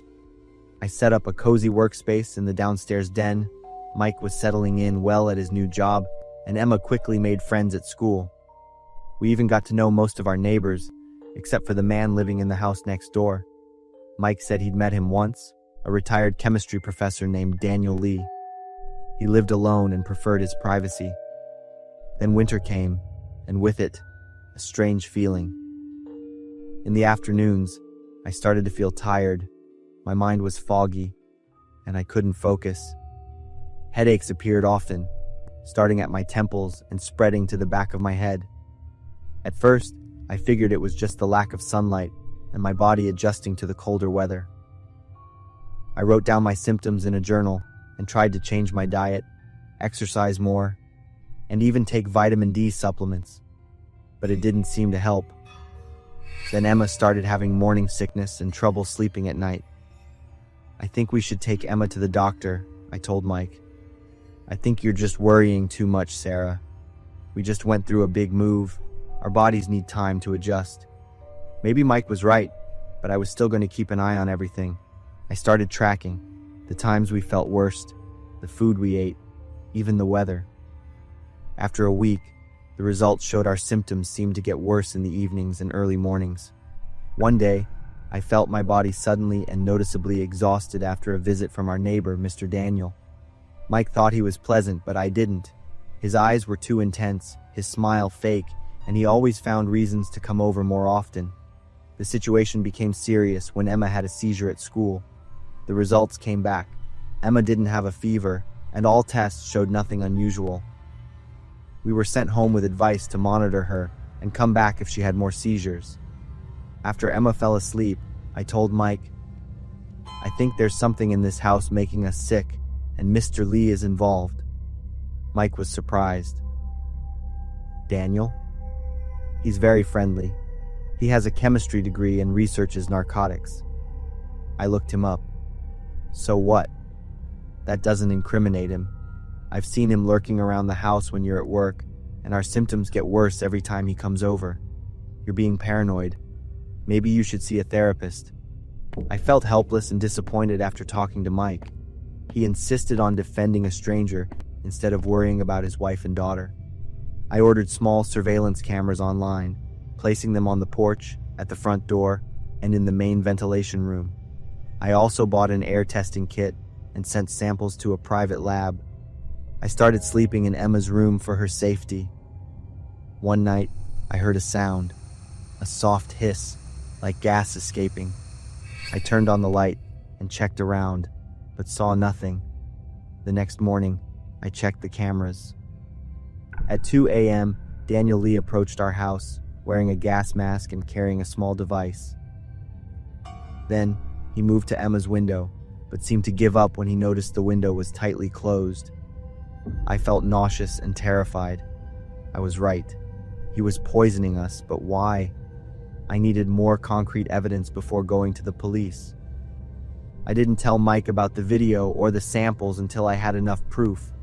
The lab results came back a day later. According to the report, they found traces of methadone and hydrocodone in the air and drinking water samples. Small amounts, but enough to cause the symptoms we were experiencing with prolonged exposure.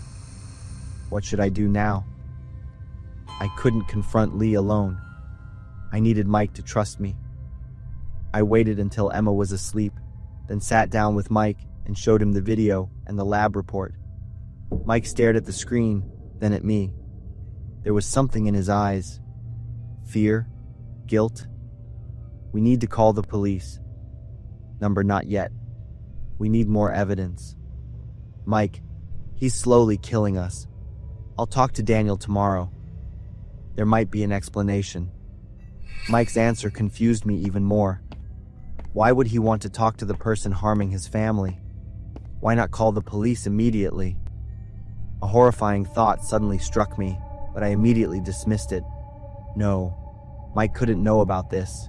He couldn't be involved. That night, I couldn't sleep. I rewatched the camera footage again and again, and then I noticed what I had missed. On one of the old videos, there was a figure at the front door at midnight. Not Daniel Lee, but Mike. He was opening the door as if waiting for someone.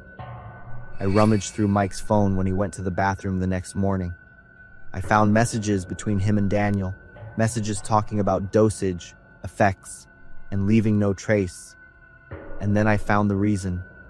When she's gone, I'll have everything, the insurance and freedom.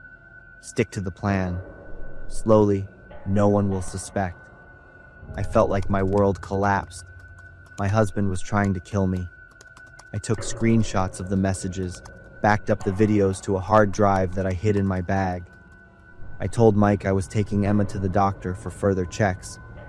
Instead, I drove straight to the police station. They arrested Mike and Daniel that very day. A search of Daniel's house revealed a mini laboratory where he concocted drug mixtures. They found documents on methods of slow poisoning that leave no trace, and a large payment from Mike's secret account. Investigations showed Mike was having an affair and wanted to be free but didn't want to split assets or pay alimony. He met Daniel, a chemist who had been fired for unethical experiments, on an online forum. Together, they planned to slowly poison me, causing symptoms similar to a mental disorder and eventually leading to a seemingly natural death. Mike and Daniel were both charged with conspiracy to commit murder and aggravated assault. I was granted a restraining order and took Emma away from Columbus to a small coastal town on the shores of Lake Erie, a place where we could start over. It's been 6 months since we left. Emma has recovered both physically and mentally. I'm still healing, still learning to trust again. I'm Ricky, 35, still single, and just trying to find some peace after everything life's thrown at me. My new place is on the edge of a quiet little town, tucked right up next to the forest. The vibe here is totally different from the packed, noisy spots I used to live in. The houses are spread out, mostly older folks living here, just looking for some peace in their golden years. The house is simple, but comfy, with a little backyard facing the woods and a dirt road that takes you into town. Across from my place is this old house with peeling paint and a wooden fence stacked with layers, making it look even older. The guy who owned it was this guy in his 50s named Gavin. Found that out when I said hi to the neighbors.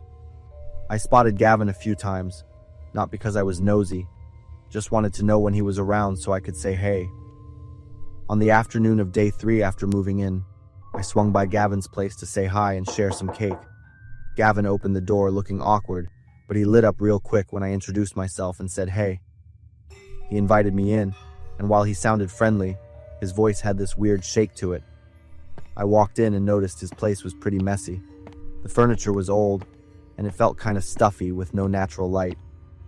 I plopped down on the old sofa, and Gavin brought me a glass of orange juice. I smiled, grabbed it, took a sip, but then had to stop right away. There was a long, yellow hair floating in the drink. I tried to ignore the weirdness, set the glass down, and looked up at him. I asked him a bit about his life, and Gavin said he was also on his own, like the neighbors, and that he was fine with everything for now.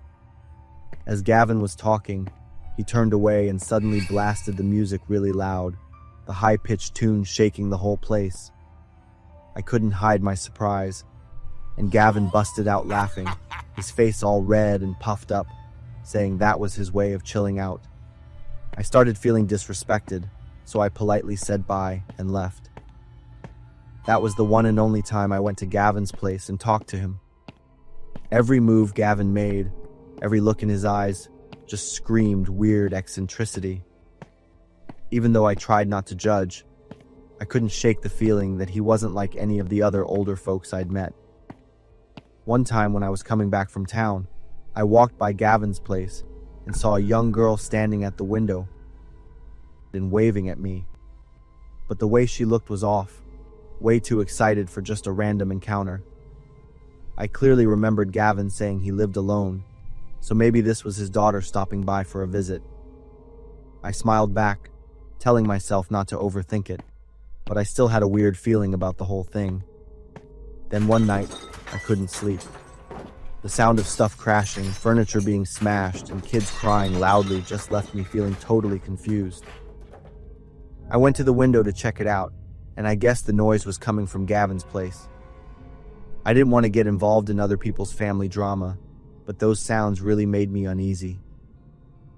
A few days later, I saw another girl at Gavin's place. She was by the window too, looking all rushed, waving at me way too eagerly, like she was trying to get my attention. I was pretty sure this wasn't the same girl I saw last time. The girl's eyes didn't look happy. Instead, she seemed worried and in a rush about something. The confusion in my mind just kept growing, but I kept telling myself I was probably overthinking it. Once again, I gave her a quick hello and then just took off. The third time, I saw a girl totally different from the other two, with shiny golden hair. She just stood there, waving her hand slowly, not saying a word. This time I couldn't calm down anymore, so I decided to go over and ask. But after I took a few steps, Gavin came out of the house, looked at me, and nodded his chin. I was gonna ask about the girls, but when I pointed to the window, she was gone. Who were these girls? Why did they keep showing up and disappearing? The questions kept swirling in my head, sticking with me day and night, making it hard to focus on anything else. I hit peak unease when I saw this skinny, pale girl with cuts on her arms standing in front of his house. Seeing that made it impossible for me to sit still. I decided to call the cops and tell them about all the weird stuff I'd seen. The police showed up pretty quickly. As they knocked on the guy's door, I stood at my window, heart pounding. At first he answered the door all calm, but when the police asked to come in and check, he got all tense. The police searched the house, and what they found freaked both me and them out. Up on the second floor, they found 3 girls locked up. All 3 were chained up, their bodies really skinny, covered in old and new wounds. Those girls were the ones I'd seen through the window. What was even worse and totally disgusting was that the 3 girls were the victims of Gavin's kidnapping, keeping them locked up and abusing them for the past 10 years. The little girl was Gavin's daughter with the second girl he had kidnapped. I stood outside, frozen, watching the police take that bastard to the car. His face was no longer the cheerful or confused look like the first day we met. It was just cold, blank, and creepy. I went back home, but the images of those girls, their pleading eyes, and the creepy sounds from the night before kept popping up in my head. All 3 of them had called out to me, full of hope, joy, panic, and desperation. I can't stop thinking that if I hadn't called the police, they would have had to keep going through that pain for who knows how many more years. Based on a true case that once shocked the entire United States, This story tells of three young women who were illegally held captive for a decade by a man in a house in Cleveland, Ohio. The first victim was Michelle Knight, who was 21 years old at the time. A year later, 17-year-old high school student Amanda Berry went missing on her way home from work. The last was Gina DeJesus, who was only 14 when she lost contact with her family. For 10 long years, the three women lived under strict control, completely isolated from the outside world. Despite the unimaginable conditions, they never lost hope for freedom. That resilience was eventually rewarded when one of them found a chance to call for help from a neighbor, an act that led to their rescue. The case was soon brought to light, and the perpetrator received a harsh sentence, putting an end to a dark chapter in the victims' lives. Yet what is even more admirable is that these three women chose to move forward, rising above their past and becoming symbols of resilience, an inspiration to millions around the world. I'm Ava, and I'm 16. It all started about 6 months after my family moved to this quiet neighborhood. My parents picked this place because it was known for being safe, having good schools, and a friendly community. Our next-door neighbor was Mrs. Allen, a middle-aged widow who seemed really polite. Her son, Joey, was my age. At first, Joey seemed like a normal kid, maybe a bit quiet and shy, but always polite when we bumped into each other. He usually wore big hoodies no matter the weather, and I rarely saw him with friends. My parents always said Joey was a good kid whenever they saw him helping his mom with yard work or carrying groceries inside. I can't say exactly when things started to get weird. Maybe it was the glances that lasted a little too long when we saw each other in the school parking lot. Joey always seemed to show up at the grocery store, the library, or the movie theater at the same time as me. At first, I tried to tell myself it was just a coincidence in a small town. I started to notice how Joey would change his schedule to walk to school at the same time as me. He always sat close enough to overhear my conversations in the cafeteria. His bedroom window always seemed to have a light on. Sometimes, I just felt like someone was watching me. My mom gently brushed off my concerns, saying, "You're at that age where everyone notices you. There's no need to overthink it." But I still felt uneasy, and that feeling wouldn't go away, which made me pretty stressed out. One night, my parents went to a company party and were coming home late, so I was home alone. Rain started to fall outside, and the wind was pretty strong. Around midnight, I finished my essay and decided to go to bed. The house was strangely quiet. I was so tired that I fell asleep right away.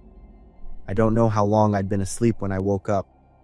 At first, there was nothing but the gentle ticking of the clock on the wall and the sound of rain outside. But then, I realized another sound, a very faint breathing. I opened my eyes wide, held my breath, and listened. And it was coming from under my bed. My body froze. A cold dread spread through me, from the top of my head to my toes. 1,000 thoughts raced through my mind. Someone was under my bed. My heart hammered, and my brain frantically searched for a plan. I decided the best option was to keep pretending to be asleep while I figured out what to do. Trying my best to keep my breathing even, I let one hand drop naturally off the side of the bed, as if I was just rolling over in my sleep.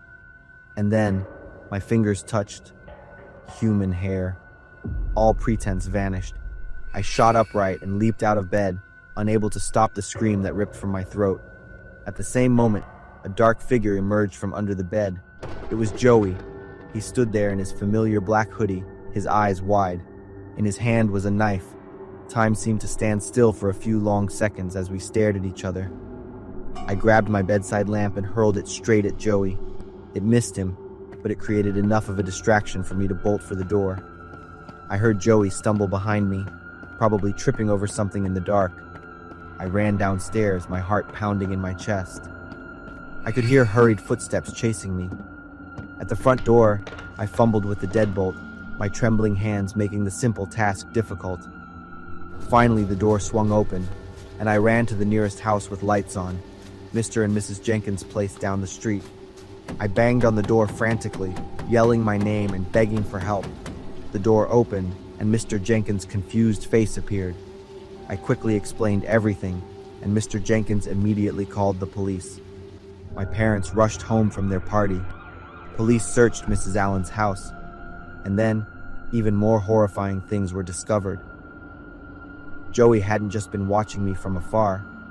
He had snuck into my room multiple times for months.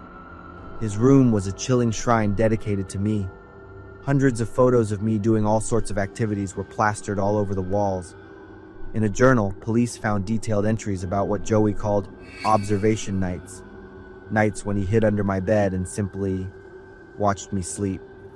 He described the feeling of touching my hair, wrote about my scent, the sounds I made while sleeping, and times he rummaged through my belongings when I left the room. But the most terrifying part, the one that made even the police officers shiver, Joey had explicitly written, "Tonight will be different. Ava will be mine forever. We will always be together in death." And he had brought the tools to carry out that plan. The knife I had seen, rope, duct tape, and a bottle of sleeping pills.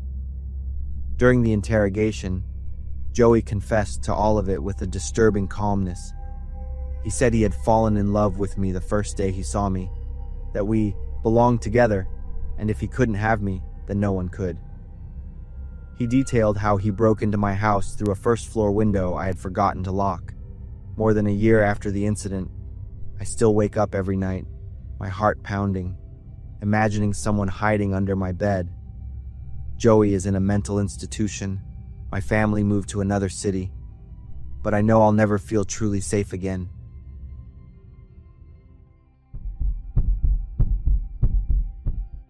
I'm Nicole, 26, and I love life on the road. I converted an old Ford Transit van into a fully equipped mobile home. I came to the mountains of Montana in early winter. That night was December 17th, and the temperature dropped lower than expected. Even in the wilderness, I'd never felt lonely or scared until that night. I fell into a deep sleep, curled up in my thick sleeping bag, feeling safe in my little van. I jolted awake. My phone showed 4:27 a.m. Maybe it was just a tree branch blown against the van by the wind. The sound came again, and it wasn't a branch. My mind told me it might just be a hiker needing help, but no one hikes at 4 a.m. in such heavy snow. I reached for my phone, trembling as I turned on the video recording app. "I know you're in there. I've been watching you." A deep male voice echoed. My throat tightened. I tried to keep my phone steady. "I don't know you. What do you want?" I crawled towards the driver's seat, careful not to make a sound. Through the windshield, I saw a car parked far away, its headlights blazing. "I like the color of the underwear you're wearing." He sounded amused. My heart stopped. How long had he been watching me? "I've called the police. They're on their way." A raspy laugh replied. "There's no cell service here, Lisa. You checked when you arrived, remember? You even complained about it. A pretty car like this must have a lot of doors. I wonder if you've locked them all." I swallowed hard. The passenger window. It wasn't secure, and I hadn't had time to fix it. My survival instinct kicked in. I lunged for the driver's seat. The keys were already in the ignition. The engine roared to life in the dark. The van lurched forward, almost sliding off the unpaved road. In the rearview mirror, I saw the black car also start to move, its headlights aimed directly at my van. My hands gripped the steering wheel tightly, speed rocketing to 55 miles per hour on the slippery forest road. The snow fell heavier, visibility reduced to just a few feet in front of me. The other car closed in, less than 15 feet from my tail. I could see the outlines of two men behind the wheel. The road suddenly curved. Instead of slowing down, I tightened my grip on the wheel and took a risk. I knew a small path that continued along the hillside.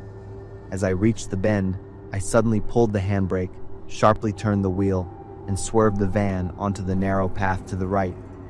The van tilted but held on. The car behind couldn't react in time to the maneuver. It sped straight down the main road, tires screeching in the dark as they realized they'd lost me. I turned off my lights, letting the van slowly coast down the path. After a few minutes, I stopped beside a large rock, hiding the van from the main road. The receding engine sound indicated they had gone in the other direction. All night, I sat leaning against the door, my heart rate unable to return to normal. As soon as dawn broke, I drove to the nearest town's police station. I reported everything. The officer listened, his expression growing more concerned. "I need to tell you something." The officer sighed. "This isn't the first report we've received. In the past 6 months, 3 other women have reported similar experiences when alone at night. What happened to them? 2 of them disappeared 2 weeks later. The 3rd was found, but I don't want to go into detail. So, there's a predator targeting women? Not one. I think they operate as a group." I returned to my van. The sense of safety it once provided was completely gone. I decided to drive home to my parents in Ohio and sell the van. On the way, I stopped in a small town to stay overnight at a hotel. As I walked into the hotel room and locked the door, the images of that terrifying experience kept replaying in my mind. I opened my phone to rewatch the video I had recorded.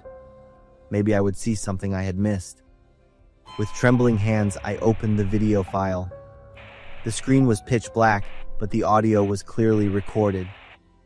"Lisa." I replayed that part. The man had called me Lisa, but my name is Nicole. I quickly opened my Instagram app, searching for the name Lisa, along with the keywords van life and Montana. After a few minutes of scrolling, my heart nearly stopped. A young woman named Lisa Wilson, with reddish-brown hair like mine, also lived in a van and had come to Montana 2 months ago. As I looked deeper into her pictures, I noticed many astonishing similarities. Not just the hair color, but also her hairstyle, clothing style, and even how she decorated her van.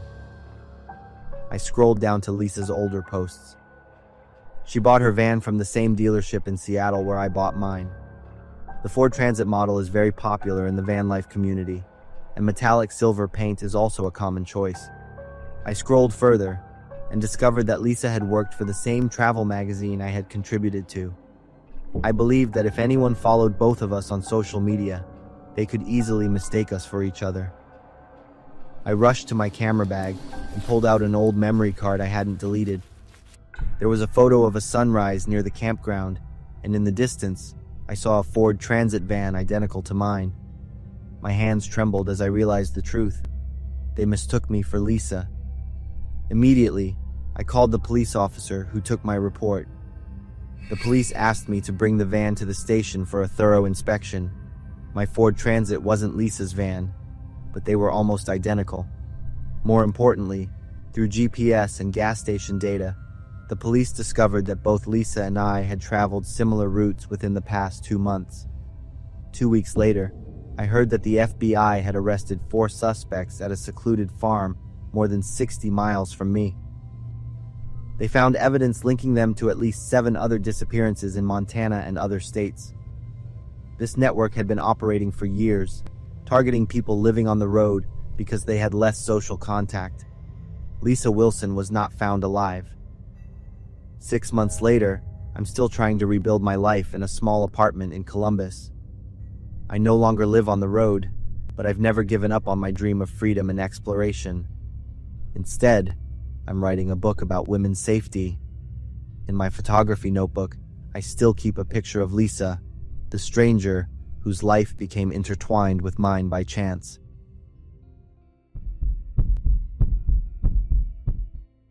The clock on the wall said 9 p.m. I glanced out the window of the Dollar Tree. Parking lot was damn near empty. Just my car and a red one parked way out in the corner. I wrapped up the last bit of cleaning for the day and was about to clock out. Next time I looked, it was already 9:45. I muttered a little prayer under my breath. Please, nobody come in now. And of course, right on cue, ding ding, the doorbell went off. I looked up. A white guy walked in, probably mid-40s, shoulder-length brown hair, thick mustache. Didn't even glance at me, just headed straight to the canned food aisle. I gave him a polite hi and went back to sweeping. Couldn't help but chuckle. Guess that's what I get for wishing too hard. Life's got a real sense of humor. The guy was moving slow, sneakers squeaking with every step. I could hear him rustling through the shelves, poking around like he was looking for something specific. I finished up, rolled the cleaning cart behind the counter, checked the register, started counting the drawer, logged today's sales in the book. As I scanned the numbers, that guy popped back into my head. I glanced at the clock, 9:55, looked around the store. He was gone, dead silent. I walked down every aisle, nothing, no one. Checked the men's restroom, gave the door a polite knock. Anyone in there? Silence. I pushed the door open. Empty. He must have left without buying anything. Guess he didn't find what he wanted. I was busy cleaning, so I didn't catch him leaving. The front door doesn't chime when someone goes out, only when they come in. Yeah, that's probably what happened. At exactly 10 p.m., I wrapped up my shift, locked the main door, shut off the lights in the customer area. Only the ones over the register and by the back exit were still on. Grabbed my bag from the staff locker. Time to head out the back door. I started thinking about tomorrow. Day off. Plan, cook something decent, and binge Netflix. The sound of glass shattering rang out from the front of the store. I jumped, let out a scream, spun around. A jar of jam had hit the floor, smashed to pieces. Thick, dark purple strawberry jam oozed everywhere. At the end of the aisle stood the man, just standing there, staring right at me. He was smiling, wide, too wide, yellow teeth. My heart was hammering in my chest. He'd been here the whole time, hiding, somewhere, and I hadn't seen him.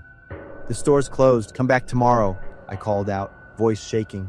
He didn't say a word, just grabbed a box of cereal and whipped it onto the floor. It exploded on impact, flakes flying everywhere. "You need to leave, now." I tried to sound firm. Truth was, I was scared out of my damn mind. He picked up a bottle of detergent and hurled it. The cap popped off when it hit. Blue liquid spilled out, mixing with the jam. I backed up toward the counter. My hands were shaking as I reached for the phone. He started walking toward me, still grinning, still laughing. The laugh didn't sound human anymore. I turned and bolted for the back door, fumbled with the key, and dropped it. I bent down to grab the key, hands still trembling. Behind me, I could hear more crashing, stuff falling, glass shattering. I fumbled with the lock, managed to get the back door open, and bolted into the parking lot behind the store. Sprinted to my car, hit the unlock button on the remote, jumped in, slammed the door shut, locked it right away. My fingers shook as I dialed 911. Dollar Tree on Maple Street. There's a man inside. He started wrecking the place after closing. I'm on the night shift. "Police will be there in 5 minutes. Are you hurt?" "No," I said. "I'm in my car, out back in the parking lot." From where I sat, I could just make out his shadow moving through the store, thanks to the faint glow from the register lights and the back exit. More glass breaking, more thuds. 10 minutes later, the first cruiser pulled up. No siren, just those red and blue lights spinning in the dark. 2 officers stepped out, hands hovering over their guns. I jumped out of my car and ran over to them. "He's still in there, I don't know what he wants." One of the cops looked at me and gave a short nod. "You know who he is? Name?" "I don't know. He came in right before closing like a normal customer. I thought he'd left." The other officer clicked his radio. "We need backup at the Dollar Tree on Maple. Male suspect, breaking and entering. Property damage in progress." The 2 officers moved toward the back door. I stayed by my car, watching. A few minutes later, another cruiser pulled in. 3 more cops jumped out and headed straight into the store. "Out! Hands up!" Their voices boomed from inside. Then a scream, not fear, rage, raw and feral, like some wild animal backed into a corner. There was a crash. Heavy. Footsteps pounding.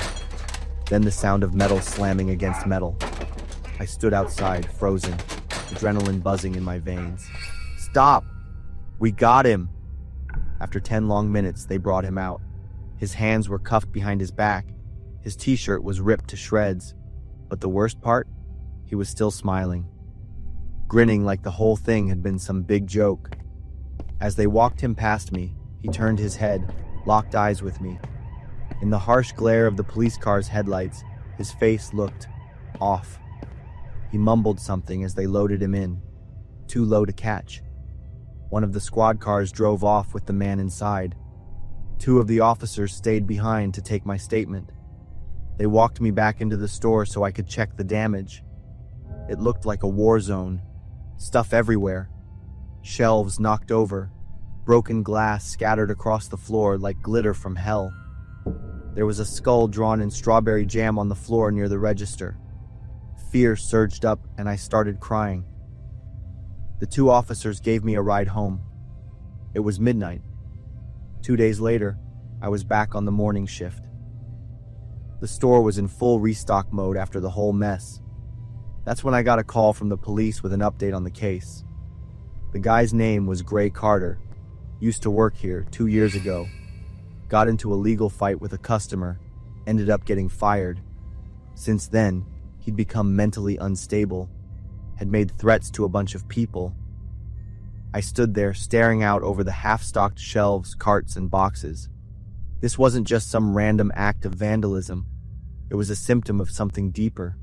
A crack in the surface, a reminder of the wounds in this town that never really healed.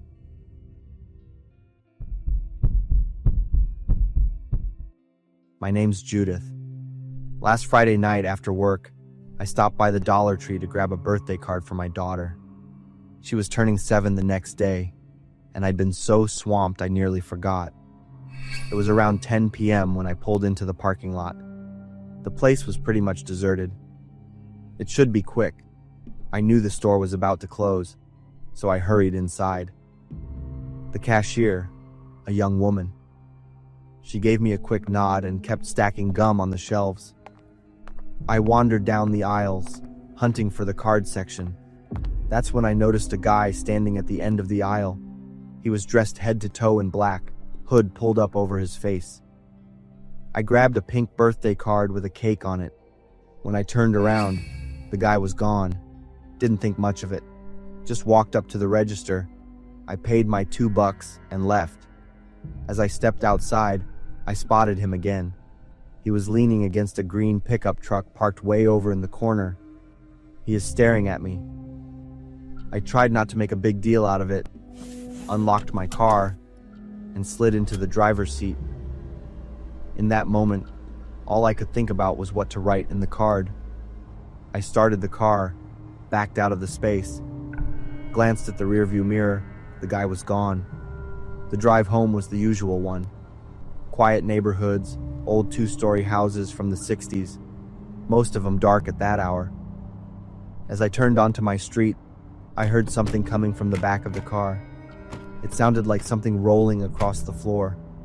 Probably just a water bottle or some random thing I'd tossed in the back seat earlier. But then it happened again.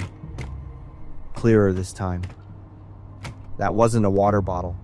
It sounded like movement. My heart kicked up. I checked the rearview mirror again, but it was too dark to make out anything in the back. I reached up and flipped on the interior light. A soft yellow glow lit up the back seat. Nothing. Looked totally normal. Maybe my brain was making stuff up. And then, another sound. This time, from the trunk. I froze, hands tightening around the steering wheel. Held my breath. Just listened. Maybe it was just the car hitting bumps in the road.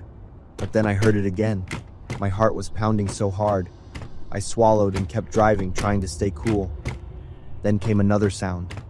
My hands started to shake. There was someone in my trunk. That guy in the black hoodie flashed through my mind, the one from the Dollar Tree lot. Could it be him? If he knocked the back seat down, he could get to me. Easy. What the hell was I supposed to do?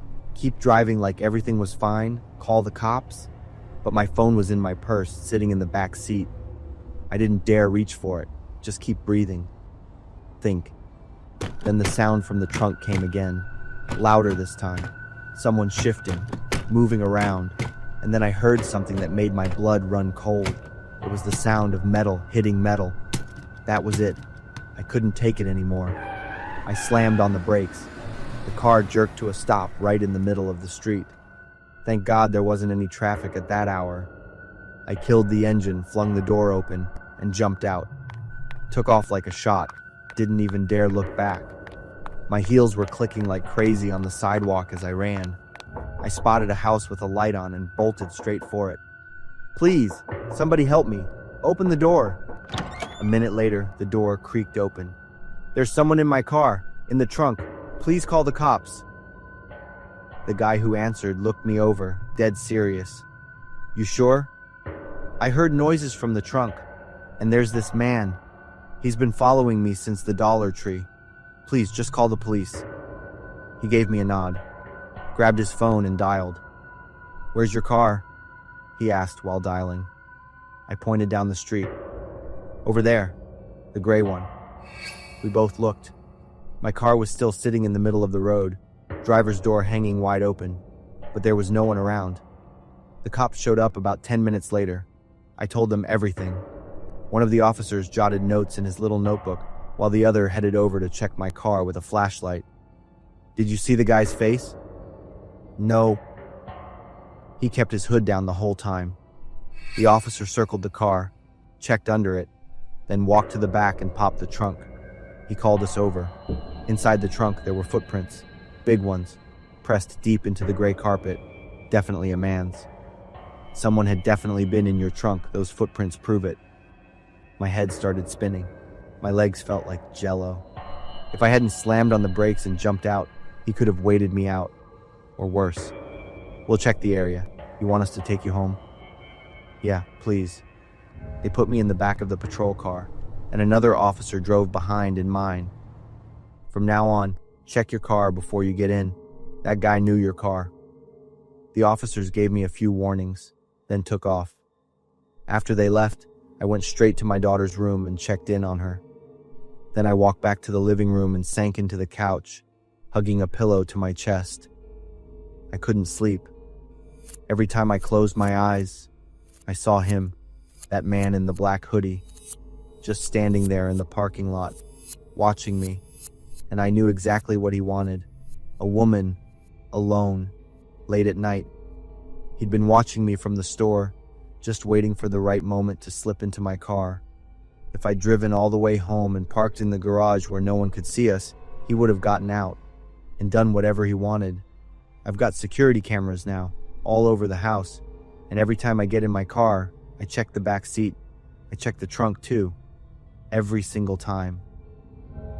At red lights, I check the rear view, and when I hear a weird noise behind the car, my heart starts pounding, just like it did that night, because I know he's still out there, somewhere, waiting for his next victim.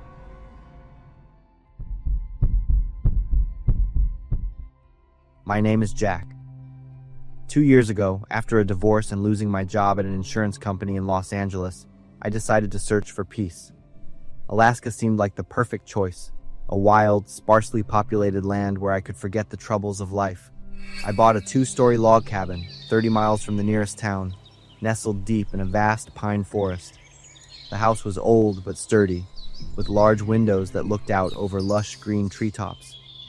The area wasn't as deserted as I had imagined. Besides my place, there were a few other homes scattered within a few miles, owned by year-round locals or people who used them as vacation homes. I loved the mornings on my porch, sipping coffee and watching the sun peek through the treetops. Life here was simple, and I began to feel like I was slowly healing. My closest neighbor was Thomas, a middle-aged man who lived half a mile away. He was tall, silver-haired, and always wore a navy blue knit cap. The cap looked worn, but it had style, almost like it was part of his identity. I once joked that if he ever didn't want it anymore, I'd gladly buy it from him. Thomas was friendly, often dropping by and helping me settle into this new way of life. For For the first 3 months, life was peaceful. I'd get up early, drink coffee on the porch, and watch the sun rise over the trees. In the afternoons, I'd read or hike through the forest. Thomas would visit 2 or 3 times a week, always bringing along interesting stories about life in the wild. Everything changed on a night in October. I woke up to strange noises coming from downstairs. The clock read 2:17 a.m. At first, I thought it was the wind, but the sounds had a rhythm, like footsteps, someone trying to move quietly. My heart pounded. I moved toward the door and listened carefully. I heard soft clinking sounds. Someone was inside.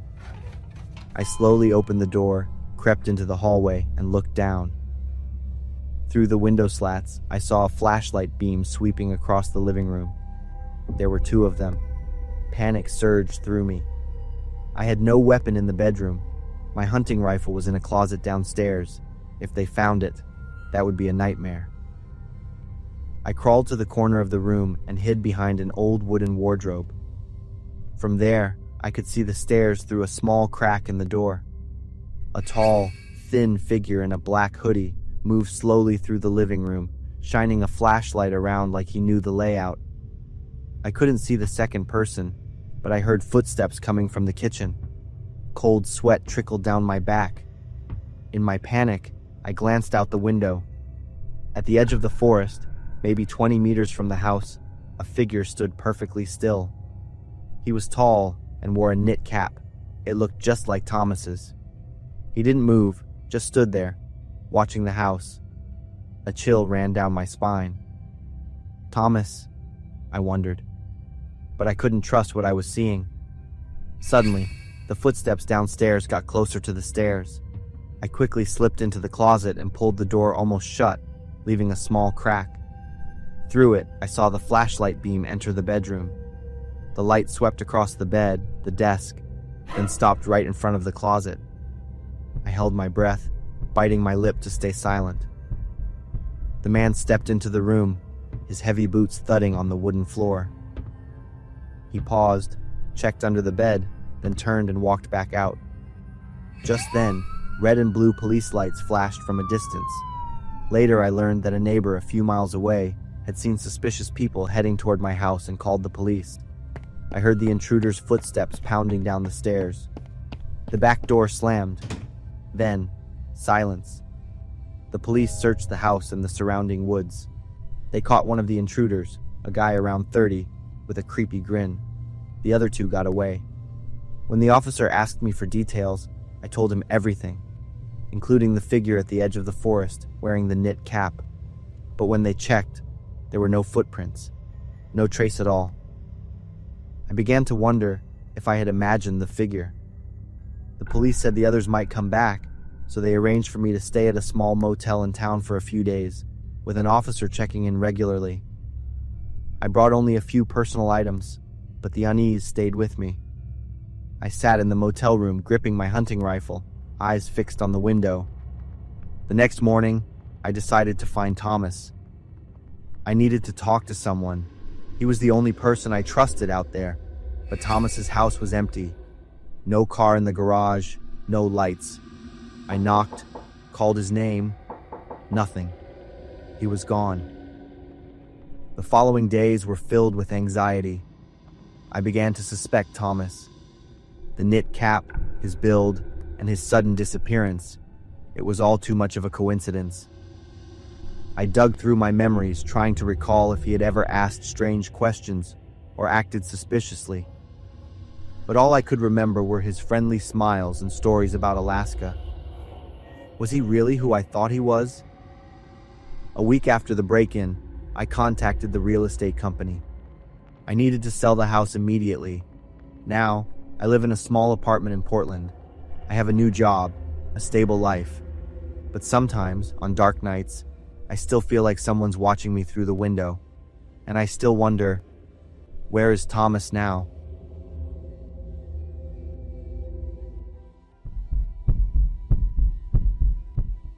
I'm Naomi, 15 years old. That evening was a Saturday night. My parents were out at a friend's birthday party and wouldn't be back until late. I was sitting on the sofa in the living room, watching a comedy. Abby, our 7-year-old dog, was curled up beside my feet.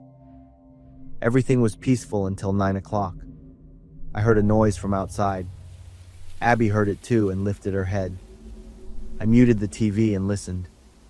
It was just the sound of the wind blowing through the branches of the maple tree outside. I was about to turn the sound back on when Abby suddenly jumped up. Her ears stood up and she stared toward the front door. I turned off the TV completely and everything went silent. The sound of slow footsteps came clearly through the stillness. Someone was walking from the driveway, across the front yard, then toward the side of the house. I stood up, my legs shaking. Looking through the living room window, I saw the front yard lit up by the lights. There was no one out there, but the footsteps continued, now coming from the back of the house. Abby walked toward the front door, her fur standing on end. I swallowed hard, my throat dry. Maybe it's just a neighbor walking their dog. But why would he walk into my yard? The footsteps stopped somewhere behind the house. I waited, counting my heartbeat. A moment later, I heard the sound of metal clinking. Abby started growling. It definitely wasn't the neighbor, like I had thought. Abby never reacts like this to familiar people. I quietly moved to the kitchen, where there was a small window above the sink facing the backyard. Everything was dark. The sound of metal came again. This time it was clearer. Someone was messing with the back door lock. I moved closer to the wall and slowly peered through the corner of the window. The motion sensor light in the backyard suddenly turned on, bright as day. I saw the back of a tall man in a black coat, wearing a knitted hat covering his face. He was holding a long metal bar, trying to pry open the back door lock. I froze, stunned. He was a burglar, or worse. I backed away, leaning against the refrigerator. My hands were trembling. I needed to call 911 right away, but I couldn't find my phone. I put my hands on my head, trying to remember where I had left it. The sound of metal scraping against the lock continued. He seemed to be getting impatient.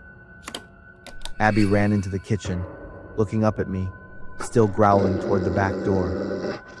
I hugged Abby's neck, whispering, "Shh, Abby, don't make a sound." But Abby wouldn't listen, her growling getting louder. The scraping noise immediately stopped. I held my breath. He knew someone was inside. A few seconds passed, and I heard heavy footsteps on the wooden stairs at the back of the house. He was walking down to the backyard, leaving the back door, but I knew he wasn't leaving. The footsteps moved from the backyard to the side of the house. He was walking around checking other entrances. I heard him try pushing against the window frame. It was locked, but he was still trying. Then he moved to the living room window. Abby barked sharply. I rushed to cover her mouth, but it was too late. The footsteps stopped at the living room window. I imagined he was standing out there, staring through the glass, knowing for sure someone was home. My heart pounded harder and harder. I had to do something. Then suddenly, I remembered my dad's gun. He keeps it in the closet in their bedroom. The footsteps started again. Now he was in front of the house. I didn't have much time to hesitate. I picked up Abby and ran down the hall to my parents' bedroom and opened the closet. I felt a little safer. My dad's old shoebox was at the bottom of the closet. I opened it. Inside was a small handgun next to a box of bullets. I picked it up and checked the magazine like I had seen my dad do. 6 rounds, all there. I took the safety off, my hands still shaking. Abby was standing by the door, looking toward the stairs with her ears perked up. The scraping from the basement started again. The basement door was old, and the lock wasn't very secure. If he kept at it, he could open it. Abby ran toward the basement stairs, barking loudly. Her barking echoed through the house like an alarm system. The scraping from the basement grew louder. I looked at the gun in my hand. If he came in, if he meant to hurt me, would I be able to pull the trigger? The scraping stopped. Abby stopped barking but was still growling. I listened. There were no footsteps from the basement. He hadn't entered the house. Instead, I heard heavy footsteps moving outside, climbing the concrete steps leading from the basement door to the yard. He had given up. I collapsed onto the bedroom floor, leaning against the bed. Abby ran up to me, licking my face. I held her tightly, feeling her warmth. Now, I needed to call the police. The phone had to be somewhere under the living room couch. I ran downstairs and found it in the corner of the sofa. But before I pressed the call button, I heard a car engine from far away. The headlights shone through the living room window. The car was turning into our driveway. My parents were home. I still didn't dare open the door to run outside. I just stood still, listening. But Abby had noticed, her tail wagging furiously. My parents stepped into the house through the garage door, talking about the party. "Sarah, are you asleep?" my mom called. I ran to them, still holding the gun in my hand.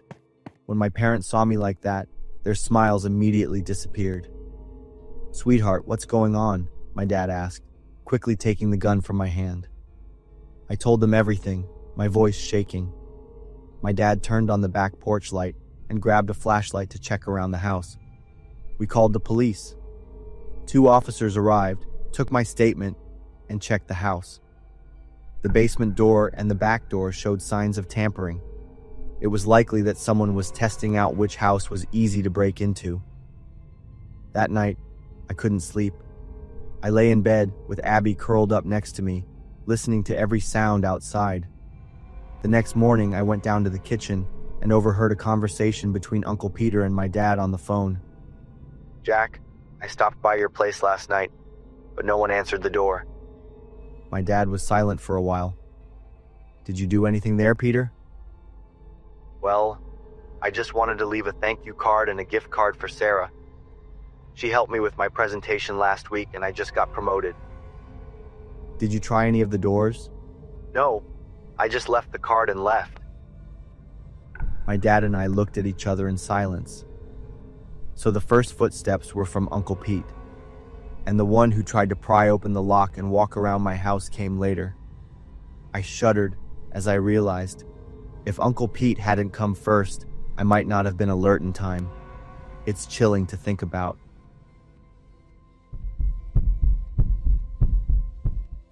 My name's Sarah. I'm 23, and I work the night shift at a 7-Eleven out in the suburbs of Arlington. Most of the folks who come in that late are truckers or people driving in from who knows where just to grab gas and some caffeine. That morning, it was around 6. The sky was starting to lighten up. I was at the back, counting the cash in the safe, last thing I had to do before clocking out. Then I heard the bell over the door. First customer of the day. He was tall, with a thick beard. "Morning, large coffee?" he said. "How do you take it? Sugar? Cream?" "Just black." I stopped counting and grabbed a cup, moving quick. He smelled like diesel fuel and stale sweat. I cringed just a little as I turned to pour the coffee. Through the front window, I caught sight of a big rig parked outside. Yeah, definitely a trucker. I handed him the coffee. He dropped some change on the counter but didn't leave. Just stood there, sipping, eyes drifting around the store. "You working alone?" That caught me off guard. I tried to play it cool. "Not really. My coworker's coming in soon." He gave a slow nod, eyes still locked on me. "It isn't safe for a girl working nights like this." He sipped his coffee again, still watching me. "Hey, you know how to get to Vegas? I think I'm lost." I pointed to the map we had taped up on the wall. My hands were starting to sweat, but he didn't even look at the map, just kept staring. "How old are you?" he asked. Something in me said not to answer. "You look really young. Still in college?" He stepped in closer to the counter. I could see the stains on his shirt now, and the body odor hit me harder. "Where do you live? Far from here?" My heart started pounding. I instinctively stepped back, reaching under the counter, feeling around for my phone. He smiled. That kind of smile that makes your skin crawl. "Hey now, don't be scared. I'm just making conversation. He planted both hands on the counter and leaned in. You got a boyfriend? Someone picking you up? I didn't say anything, just stared out the front, praying someone would pull in. It felt like being locked in a cage with something dangerous. Why aren't you answering me? He stepped closer, just one table between us now. I'm just trying to get to know you. I took a shaky breath. Sir, there are security cameras in here. I pointed up toward the ceiling, hoping that would make him back off. He glanced up, then gave a lazy smirk. I didn't do anything. He drained the last of his coffee, then chucked the cup at the trash can so hard I flinched. Hey, you drive to work, or someone drop you off? Still no answer from me. I couldn't hide the fear on my face anymore. He started walking down one of the aisles, but his eyes never left mine. You know, I like young girls. I glanced at the door. It was too far. He could easily cut me off if I ran. Let's go get coffee somewhere else. I know a quiet little spot. The way he looked at me, the way he said it, the way he just stood there, casually blocking the exit. It felt planned. All of it. Then he started acting weird, pressing both hands to his face, grinning like a little kid. I froze. My heart was hammering in my chest. Then he started whistling, his head bobbing side to side like some drunk. Sarah, he called out, all giddy. I glanced down at my name tag in panic. My hands were shaking as I fumbled for my phone under the counter. And then he started counting down. 10, 9, 8. His voice got lower with each number. Slower, but creepier. And then, like fate throwing me a lifeline, I heard an engine pull up outside. My heart damn near leapt out of my chest. It was Mike the mechanic. He worked over at the plant down the road. He always stopped in for coffee before his shift. The second I saw Mike, the weight on my chest lifted. I called out, Mike, and shot him a please help me look. He caught on fast. He glanced at me, then clocked the trucker standing in the middle of the store. Sarah, he said loud and clear. The guy turned to him, sizing him up. Mike was shorter, but built like a tank with tattoos and scars on his arms. The kind of guy you don't mess with. You know this girl too? He asked. I'm a regular, Mike said calmly. What about you? Just stopped in for some coffee. But he wasn't going anywhere. He just stood there, arms locked in front of him, still blocking the damn exit. Mike stepped up to the counter, right between me and him.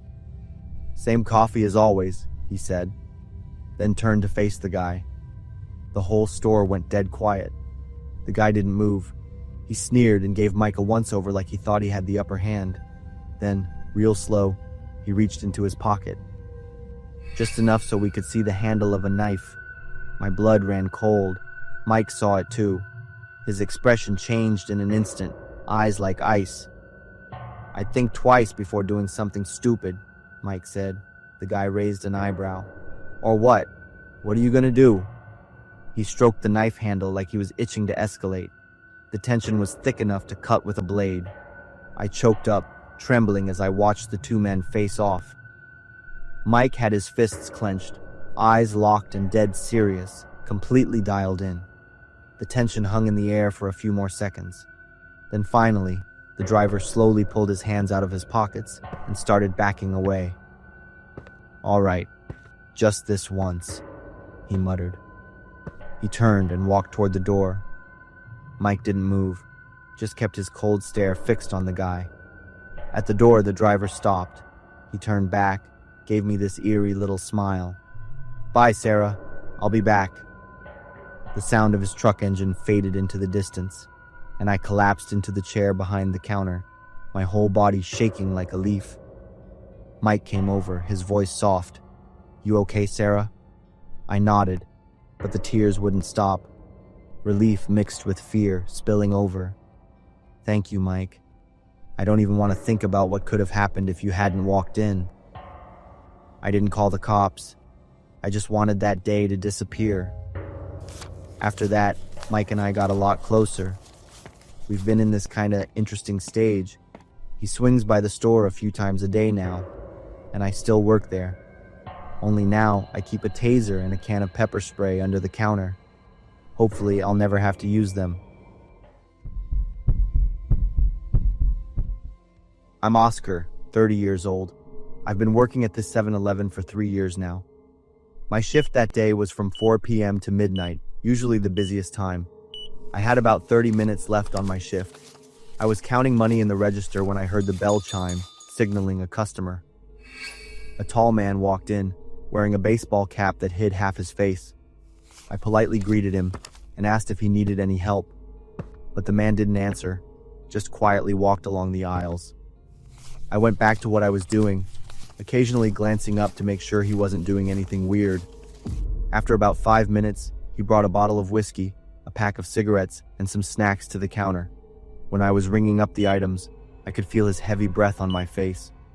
The strong smell of alcohol and cigarettes hit my nose, mixed with a sour body odor. He stood pressed against the counter, so close I could count every stubby beard hair on his chin. I told him the total, trying to keep my voice normal. He slowly pulled out his wallet, dragging the motion out as if trying to stall, then handed me a $50 bill. When I gave him his change, his rough fingers brushed against my palm. I quickly pulled my hand back. Just then, he looked up, and his face became clear. "Remember me, buddy?" I froze, staring at every feature on his face. Suddenly, memories flooded back. A week ago, I had caught him harassing a girl. I immediately called the police to help. Before the police took him away, he threatened to come back and get revenge on me. At the time, I only felt a little annoyed, not too concerned. Back to facing him in that moment. The blood in my veins felt like it was freezing. I didn't show my panic. I looked at the register and kept working. And then his expression changed. The corner of his mouth slowly curled into a disgusting grin. I tried to stay calm and politely answered to get him to move on. "I see a lot of customers, so I can't remember all of them." He sneered. "You're the jerk who called the cops last week. How dare you butt into my business?" I didn't know how to react. The store was empty, no other customers, and my coworker was in the back storeroom. My hand slowly moved under the counter, where the alarm button was. "If you don't have anything else, I'm going to continue my work." But he didn't budge after my words. His right hand was still on the counter, but his left hand had slipped inside his jacket. My gut told me that wasn't a good sign. I tried to reach for the alarm button, but he was faster. His large hand reached over the counter, gripped my wrist tightly, and squeezed hard. His eyes wide, he leaned close to me and growled a warning. "Don't try anything sneaky." I tried to think calmly. The landline phone was at the other end of the counter, about 6 feet away from me. The security cameras were recording, but no one was actively watching. I knew I had to save myself. He chuckled. "That girl was my girlfriend. Because of you, I was locked up for a week." I argued with him about his bad treatment of that girl. That was the biggest mistake of my life. In a flash, his hand pulled a handgun from his jacket, the click as he cocked it. My heart stopped for a beat. His eyes gleamed with hatred, his face contorted with rage. From the words spewing from his mouth, I knew this was a violent and controlling man. The landline phone at the end of the counter was my only salvation at that moment. I yanked my arm out of his grasp and lunged for the phone. Only one thought was in my head. I needed to call for help. He was as fast as a predator, his large body leaping over the counter with incredible strength, kicking away the chair blocking his path. His heavy weight slammed into me, pinning me to the floor. A crack echoed. The air was forced out of my lungs. I gasped like a stranded fish, trying to breathe. I struggled wildly, but it was like an ant trying to push a boulder. His hand tightened around my neck, while his other hand still held the gun. The cold barrel pressed against my temple. Blood rushed to my brain, my vision blurring from lack of oxygen. I whispered please, but they only came out as faint gasps. He laughed with amusement. He was enjoying the power of holding someone's life in his hands. My body slowly gave up. This must be it, I thought. Suddenly, a loud shout, "You bastard!" immediately followed by the sound of shattering glass. It was Max, my co-worker. The man roared, immediately let go of me, and recoiled. I gasped, taking in as much oxygen as I could. Max ran over, pulled me up, and we both scrambled into the storeroom, locking the door. Police sirens wailed in the distance, getting closer. The man knew he couldn't escape, so he rushed outside with the gun in his hand. A tense shootout ensued. We huddled in the storeroom, covering our ears because of the deafening gunshots. A few minutes later, everything went silent. Max and I, following police orders, moved outside. The man lay motionless on the street with blood and a few bullet wounds. I sank to my knees, my body still trembling. Max sat beside me. "It's over, Oscar. You're safe now." I looked at Max and smiled, letting out a long breath. Thank God I had just escaped death's door. I understood that I could have lost my life just for doing the right thing. But if I could go back to that day again, I would still choose to help that girl.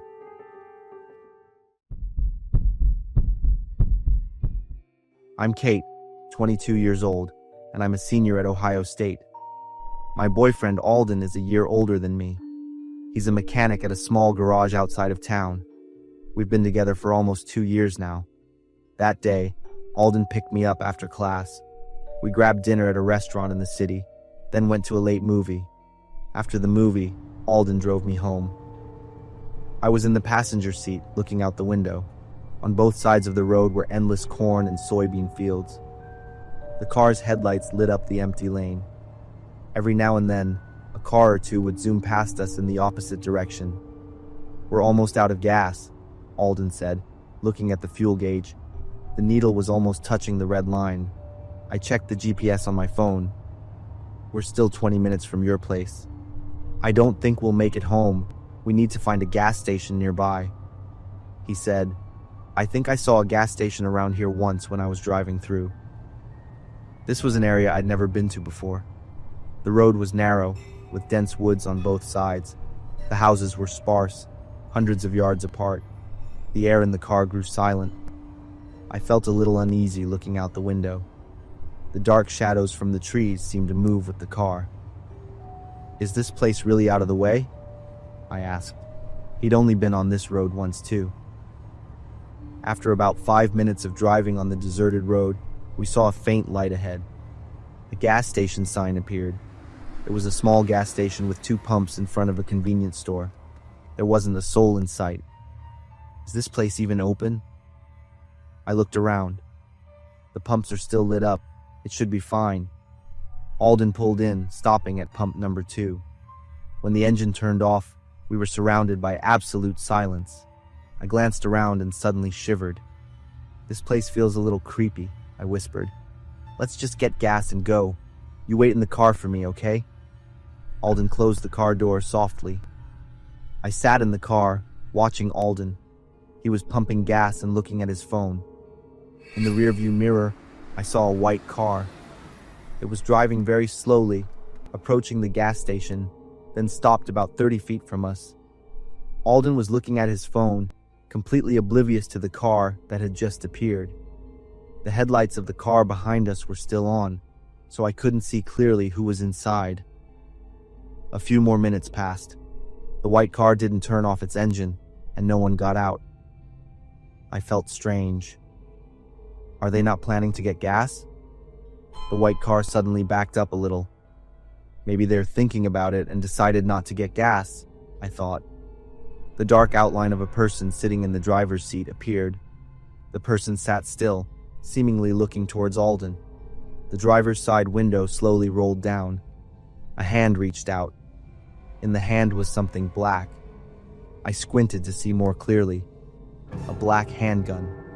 My eyes widened as much as they could. My mouth fell open. My hands trembled, dropping my phone onto the car floor. The gun slowly pointed towards Alden. My whole body froze, a finger on the trigger. "Alden, look out!"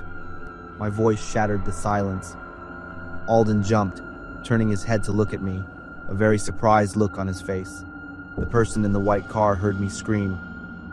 The gun disappeared back into the car in a flash. The car door immediately closed. Alden stood there looking at me, not understanding what was happening. Kate? What's wrong? The white car suddenly made a sharp U-turn. The tires screeched loudly against the pavement, creating a piercing sound. The car sped up, driving very fast towards the main road. The red taillights grew smaller and then disappeared completely. I sat in the car, shaking uncontrollably. My heart was pounding so fast, I thought it would jump out of my chest. My breath was shallow, and my hands were drenched in sweat. Alden pulled the gas nozzle out, closed the gas cap, and then ran over to me. He opened the car door. "What's wrong with you? What happened?"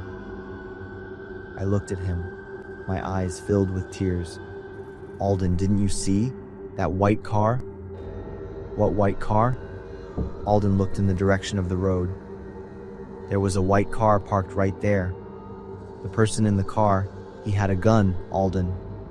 Alden looked at me as if he didn't believe me. "A gun?" "He was holding a gun pointed right at you. I saw it very clearly." Alden looked around one more time.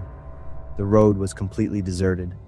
Alden was silent for a moment, then quickly finished filling the tank and drove away as fast as he could. I kept checking the rearview mirror, afraid the white car would appear and chase us. "Kate, are you sure you saw a gun?" "Absolutely, Alden. If I hadn't yelled, you would have..." I couldn't finish my sentence. Alden drove really fast. His hands gripped the steering wheel tightly. When we got home, we parked in the garage and locked the doors carefully. I said we had to call the police immediately, but Alden strongly disagreed. "If we call the police without evidence, they'll think we're making it up. Just forget about it." I was surprised by Alden's attitude, but I didn't want to make a bigger deal out of it either. A week later, while helping Alden clean up, I accidentally found an old photo box at the bottom of a closet. In it were pictures of him with a group of tough-looking people, their arms covered in tattoos and strange symbols. When I asked about the photos, Alden just said they were old friends and quickly put them away. That night, I couldn't sleep no matter how hard I tried. The image of the gun haunted me, but it was Alden's strange behavior that unsettled me the most. Those photos kept flashing through my mind. I quietly started to find out. Through social media, I tracked down a few faces from the pictures.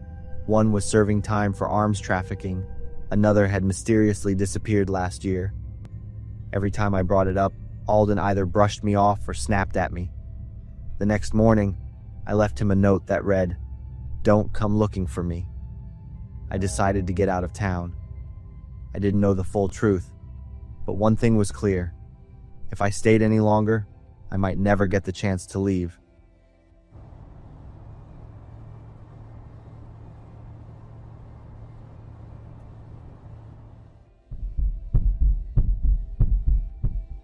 It has been weeks, but that night still lingers in my mind as if it just happened yesterday.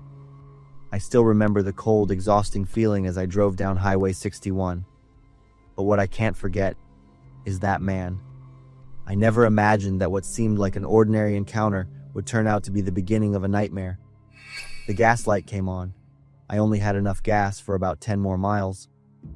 My phone's map showed only one gas station about 11 miles away. I hoped I had enough fuel to make the trip. 10 minutes later, I saw a faint light ahead, and an old gas station appeared. I pulled up to a pump, swiped my credit card, started pumping gas, and looked around. Besides my car, there was an old, dark blue pickup truck parked in the corner of the station, mostly hidden by the shadows. That's when I noticed a figure standing near the blue truck, a tall man wearing a dark jacket. I tried to act normal, focusing on pumping gas, but my heart started pounding. The shadowy figure started moving toward me, slowly, step by step. I could hear his shoes crunching on the gravel. The gas nozzle wasn't even full yet, but all I wanted to do was jump in my car and speed away immediately. "Good evening, friend." The man's voice was deep and hoarse. He stepped into the light, his face long and gaunt, with stubble and deep-set eyes under the brim of his hat. "Are you driving alone?" I nodded, not wanting to talk, but also not wanting to seem scared. "Yeah, I'm heading home. My car broke down. I need to get to Millfield. It's only about 30 miles from here. Could you give me a ride?" I looked at him, trying to size him up. He was half a head taller than me, with broad shoulders and large hands. There was something bulging in his jacket pocket, and I didn't want to know what it was. "Sorry, I'm not going through Millfield. I'm going the other way." The man's smile disappeared. "Millfield is on Highway 61. You're on this road. I'm turning off at the next intersection." The man was silent for a moment, his eyes staring intently at me. "There's no intersection ahead. You're lying." The gas nozzle had stopped. I slowly removed the nozzle from my car, closed the gas cap, not taking my eyes off him. "I really need to get to Millfield tonight. It's important." "Just a short ride." The man took another step toward me. I shook my head, moving towards my car door. "I can't. Sorry." He reached into his jacket pocket, but instead of pulling out something dangerous, he pulled out a wad of cash. "I'll pay you $200, just for 30 miles. "No thanks." I opened my car door, quickly sliding into the driver's seat. He put his hand on my car door, stopping me from closing it. $500. "Buddy, I really need help." "I'm really sorry, sir," I said, trying to pull the door shut. The man wouldn't let go. Instead, he leaned down, his face just inches from mine. The smell of whiskey and cigarettes wafted from his breath. "Listen, I don't want any trouble, but I have to get to Millfield tonight. Understand?" I was about to answer when another pair of headlights shone into the gas station. A police patrol car slowly pulled in. The man immediately let go of my car door and backed up a few steps. The police car parked, and an officer got out. The man's demeanor instantly changed. He became relaxed and friendly. "Is there a problem?" the officer asked, his gaze moving between me and the man. "No problem at all, officer. I was just asking for directions to Millfield." The officer nodded, but I noticed he was observing the man closely. "Could I see some ID, sir?" The man hesitated for a second, then said, "I left it in my truck." "Let me get it." He turned his back and walked toward the blue pickup truck. That's when the officer moved closer to me, lowering his voice just enough to be heard. "Are you willing to give him a ride?" I shook my head. "I'm really not going through Millfield." "I see. Better safe than sorry." His eyes quickly shifted towards the truck. Suddenly, the truck's engine roared to life. The blue pickup truck sped out of the gas station at a crazy speed. I stood there, stunned. He just said his car broke down, and now he was speeding away like nothing was wrong. The officer quickly reported it over his radio, his voice tense as he described the truck and requested backup. He turned back to me, his eyes more serious than ever. I recounted every detail of my encounter with the man. The officer used his radio again, requesting a lookout for the truck, suspecting foul play. For me, he sent another colleague to escort me home to ensure my safety. 2 months passed. Life slowly returned to normal, but I couldn't completely shake the uneasy feeling from that night. One evening, I was watching the news as usual. An image of a familiar face suddenly appeared on the screen, making my blood run cold. Deep-set eyes, a gaunt face. It was exactly the man from the gas station that night. Stuart Welch, 45 years old, serial killer. He murdered 5 victims in 3 years using the same method, faking a broken-down car, asking for a ride, then overpowering them and taking them to a remote location. I sat motionless, every detail flooding back. The news anchor continued. He was caught thanks to a report from a lucky witness who escaped 2 months ago. So, I could have been the 6th victim if that police officer hadn't shown up at the right time. If I'd agreed to give him a ride, things might have... I turned off the TV, sitting in silence. I was right to trust my gut feeling that murders often happen in deserted places. I never thought I'd almost become living proof of that statement. Since that night, I've never dared to drive alone on empty roads. Some memories from your teenage years just stick with you, no matter how many years go by. They're like ghosts you can't shake. The story I'm about to tell happened almost 20 years ago, when I was a senior at Madison High School. But every time I think about it, I still get chills, just like the first time it happened. That day, I was standing in front of the main gate of Madison High that night. The air was pretty chilly. The 10-foot-tall steel gate had been locked up tight since the afternoon. The yellow streetlights shined down on the faded metal sign that read, Madison High School, home of the Eagles. I glanced at the clock on my phone. We were supposed to meet at 11 p.m., but I got there early because I couldn't sleep. Ever since Marcus brought up the idea in the cafeteria, I couldn't stop thinking about it. Exploring the school at night. Marcus's older brother had done it last year and told stories about it like it was some legendary adventure. You guys know this school has a basement? Marcus had said. His eyes lit up with excitement. My brother said it's like a whole maze down there, and the back window is broken, so it's easy to get in. Jake scoffed. Are you nuts? What about the security guard? They don't work weekends. My brother checked. Emma shook her head. Sounds too risky. But eventually, all four of us agreed. Maybe it was because this week had been so boring with all the tests. We wanted something to remember our senior year. Footsteps on the sidewalk made me turn around. Emma appeared from around the corner. Tyler, I still think this is a bad idea. It's just exploring, that's all. It'll be a memory to tell, I reassured Emma. Jake and Marcus showed up from down the street. Ready? Marcus asked, his eyes practically sparkling with excitement. Are you sure no one's in there? Emma asked one last time. The security guard only works Monday through Thursday. The school's totally empty on weekends, Jake replied. We walked toward the school. Marcus led us around to the back of the building, where the basement windows were. Here it is. My brother said this window's been broken since the summer. The old metal-framed window had a crack in the glass in one corner. Jake tried to pulling it up, and the frame moved up and down a couple of inches. All right, who's going down first? Jake grinned. I'll go first, I said, wanting to look brave in front of Emma. I pushed the window frame up high, the metal creaking in the dark. The smell of mildew from the basement hit my nose as I squeezed through the opening. My feet touched the concrete floor. Emma slid down next, then Marcus and Jake. All four of us stood in the basement, pulling out our phones and turning on our flashlights. The light shined on stacks of cardboard boxes and old water pipes along the walls. This place is bigger than I thought, Marcus said, shining his light around the room. The basement stretched out with lots of dark corners and doorways. We spread out to explore the basement. There were many small rooms filled with old school supplies, old machinery, and things that weren't used anymore. After about 5 minutes, I decided to go upstairs. I headed toward the stairs, hearing footsteps following me. I didn't turn around, thinking it was Emma or Marcus wanting to come along.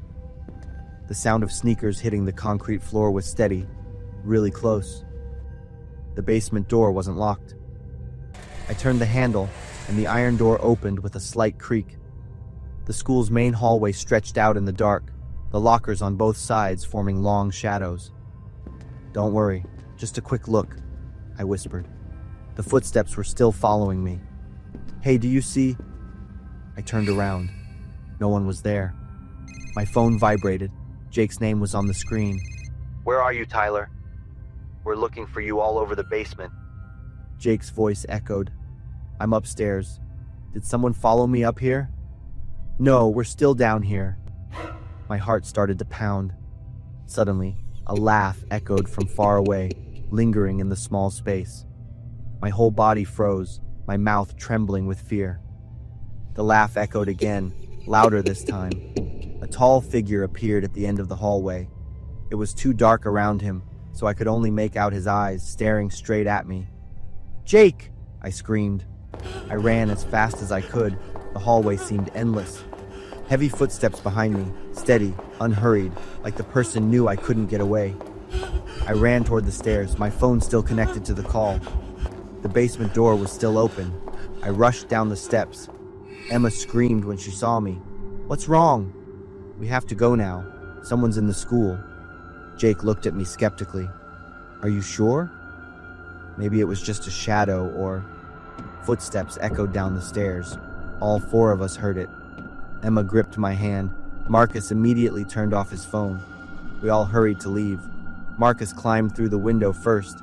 Emma followed. I had to push her up because her hands were shaking too much. Jake went next. I was last, constantly looking back at the stairs. We ran out of the building, across the empty parking lot, to the sidewalk across the street.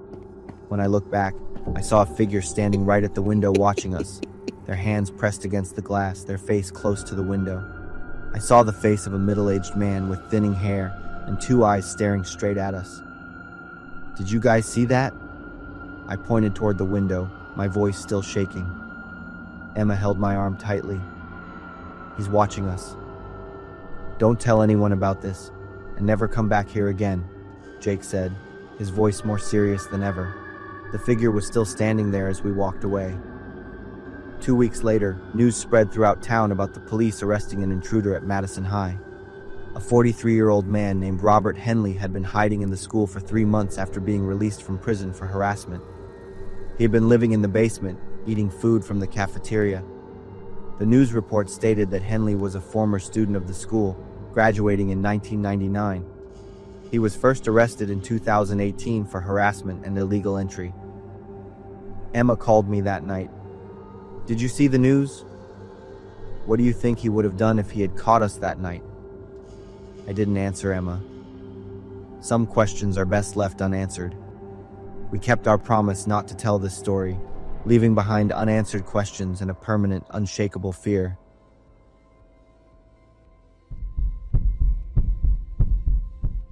Some memories, no matter how hard you try to bury them, still find a way to creep back on quiet nights. The story I'm about to tell happened 15 years ago at Jefferson High School, but even now, I can't sleep soundly when I hear a knock at the window at night. I'm David. In 2008, I was a high school senior from a tough background. I spent most of my after-school hours in the school's computer lab because my family couldn't afford a computer of our own. And that's where I met Luke. Luke was my age but a year behind in school because he'd moved around so much. He always sat in the corner of the room, shoulders hunched. His messy brown hair hid his eyes behind thick glasses. His gray t-shirt was faded, his jeans had stains, and his white sneakers were yellowed. Luke's family had fallen apart the year before, after his parents had a loud fight right outside the school that everyone witnessed. After that, Luke became even shyer and more isolated. He spent hours in front of the computer screen, typing steadily, as if searching for a world where he could belong. I recognized that look because I'd been through it myself. The first year after my dad's accident, I also wore old clothes, always kept my head down to avoid eye contact, wishing I could be invisible. I was lucky that I still had a complete family. We got through that tough time together. Maybe that's why I felt empathy for Luke from the first time I met him. That day, just like any other, Luke and I were studying in the computer lab. A little while later, heavy footsteps dragged across the floor. Travis walked over, followed by Jake and Connor. They were a notorious trio known for being bullies. Travis had a muscular build, short blonde hair almost buzzed to his scalp, and sharp blue eyes. Travis stood right behind Luke, with Jake and Connor on either side.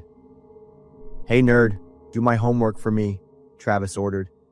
Luke didn't answer, continuing to type.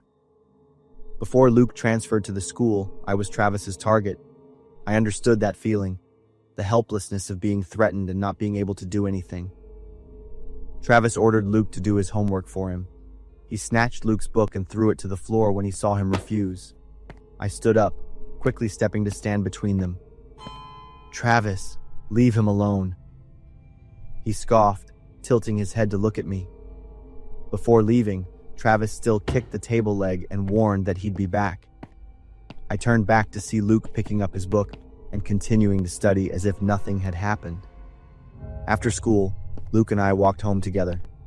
I said a few things, but Luke only responded with slight smiles. At a small alley, Luke would turn in. He looked at me. "Thanks. Sometimes I think about doing something to make them stop." "What do you mean?" I asked, confused, but Luke had already turned and walked away. 2 days later, we were in class when the alarm blared throughout the school. The principal's voice echoed over the loudspeaker. "All students and teachers immediately initiate lockdown procedures. This is not a drill. Repeat, this is not a drill." Immediately, Mr. Johnson locked the classroom door and pulled the blinds to cover the windows.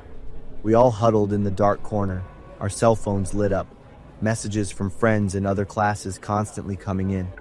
"Someone in a mask in the parking lot," they said. "There's blood. Travis didn't come home last night. His parents are looking for him." The whispers made the situation even more chaotic. My heart pounded. The next message from an 11th grade student made the blood in my veins run cold. The police found Travis in his own car's trunk. He's dead. We sat silently in the dark for 2 hours. When the alarm finally stopped and the doors opened, Mr. Johnson, with a pale face, announced a serious incident and that the school would be closed for the next week. That night, I couldn't sleep. The image of Travis, who had bullied Luke just 2 days before, now dead in his own car's trunk, kept replaying in my mind. Around 2 a.m., I heard a soft knock at my window. I walked to the window, pulling the curtain back a little. Luke was standing outside, his gray t-shirt soaked with sweat, his face pale under the streetlight. But what gave me chills was the smile I'd never seen on Luke's face before. When he saw me, Luke pointed at the window latch. I opened the window. "Luke, what are you doing here? I need to tell you about what happened at school today." Luke's voice was different. Luke looked around and then whispered, "That masked person was me." I felt all the air get sucked out of my lungs. "What are you saying?" "Travis will never hurt anyone again." Luke stepped closer to the window, his eyes gleaming in the dark. "Did you see? He looked so peaceful in the trunk." "Luke, what did you do?" "I waited for him in the parking lot." Luke chuckled softly. He even laughed, saying that I finally dared to confront him. But when I pulled out the knife, "Stop talking. Do you know?" When Travis pleaded, his voice trembled just like mine every day at school. Luke looked me straight in the eyes. Now he understands what fear feels like. "Luke, you need to turn yourself in. I'm not done yet. Jake and Connor will understand too. And all the others." Luke stepped back from the window. He disappeared into the darkness. I stood there for a few minutes, my hands trembling. Then I picked up the phone and dialed 911. At the request of the police, I recounted all the information I knew. The next morning, Luke didn't come to school. The police found him at home with blood-stained clothes and a knife in his desk drawer. They also found a list, with Jake and Connor at the top, followed by the names of 15 other students. I'll never forget the line Luke wrote in his diary. "I don't want to be a bad person, but I'm so tired of enduring." Luke was arrested on charges of first-degree murder and conspiracy to commit terrorism. He confessed to everything without showing any remorse. The news spread throughout the school. I never saw Luke again. But every night, I remember Luke's face. My bedroom window is always locked tight at night now.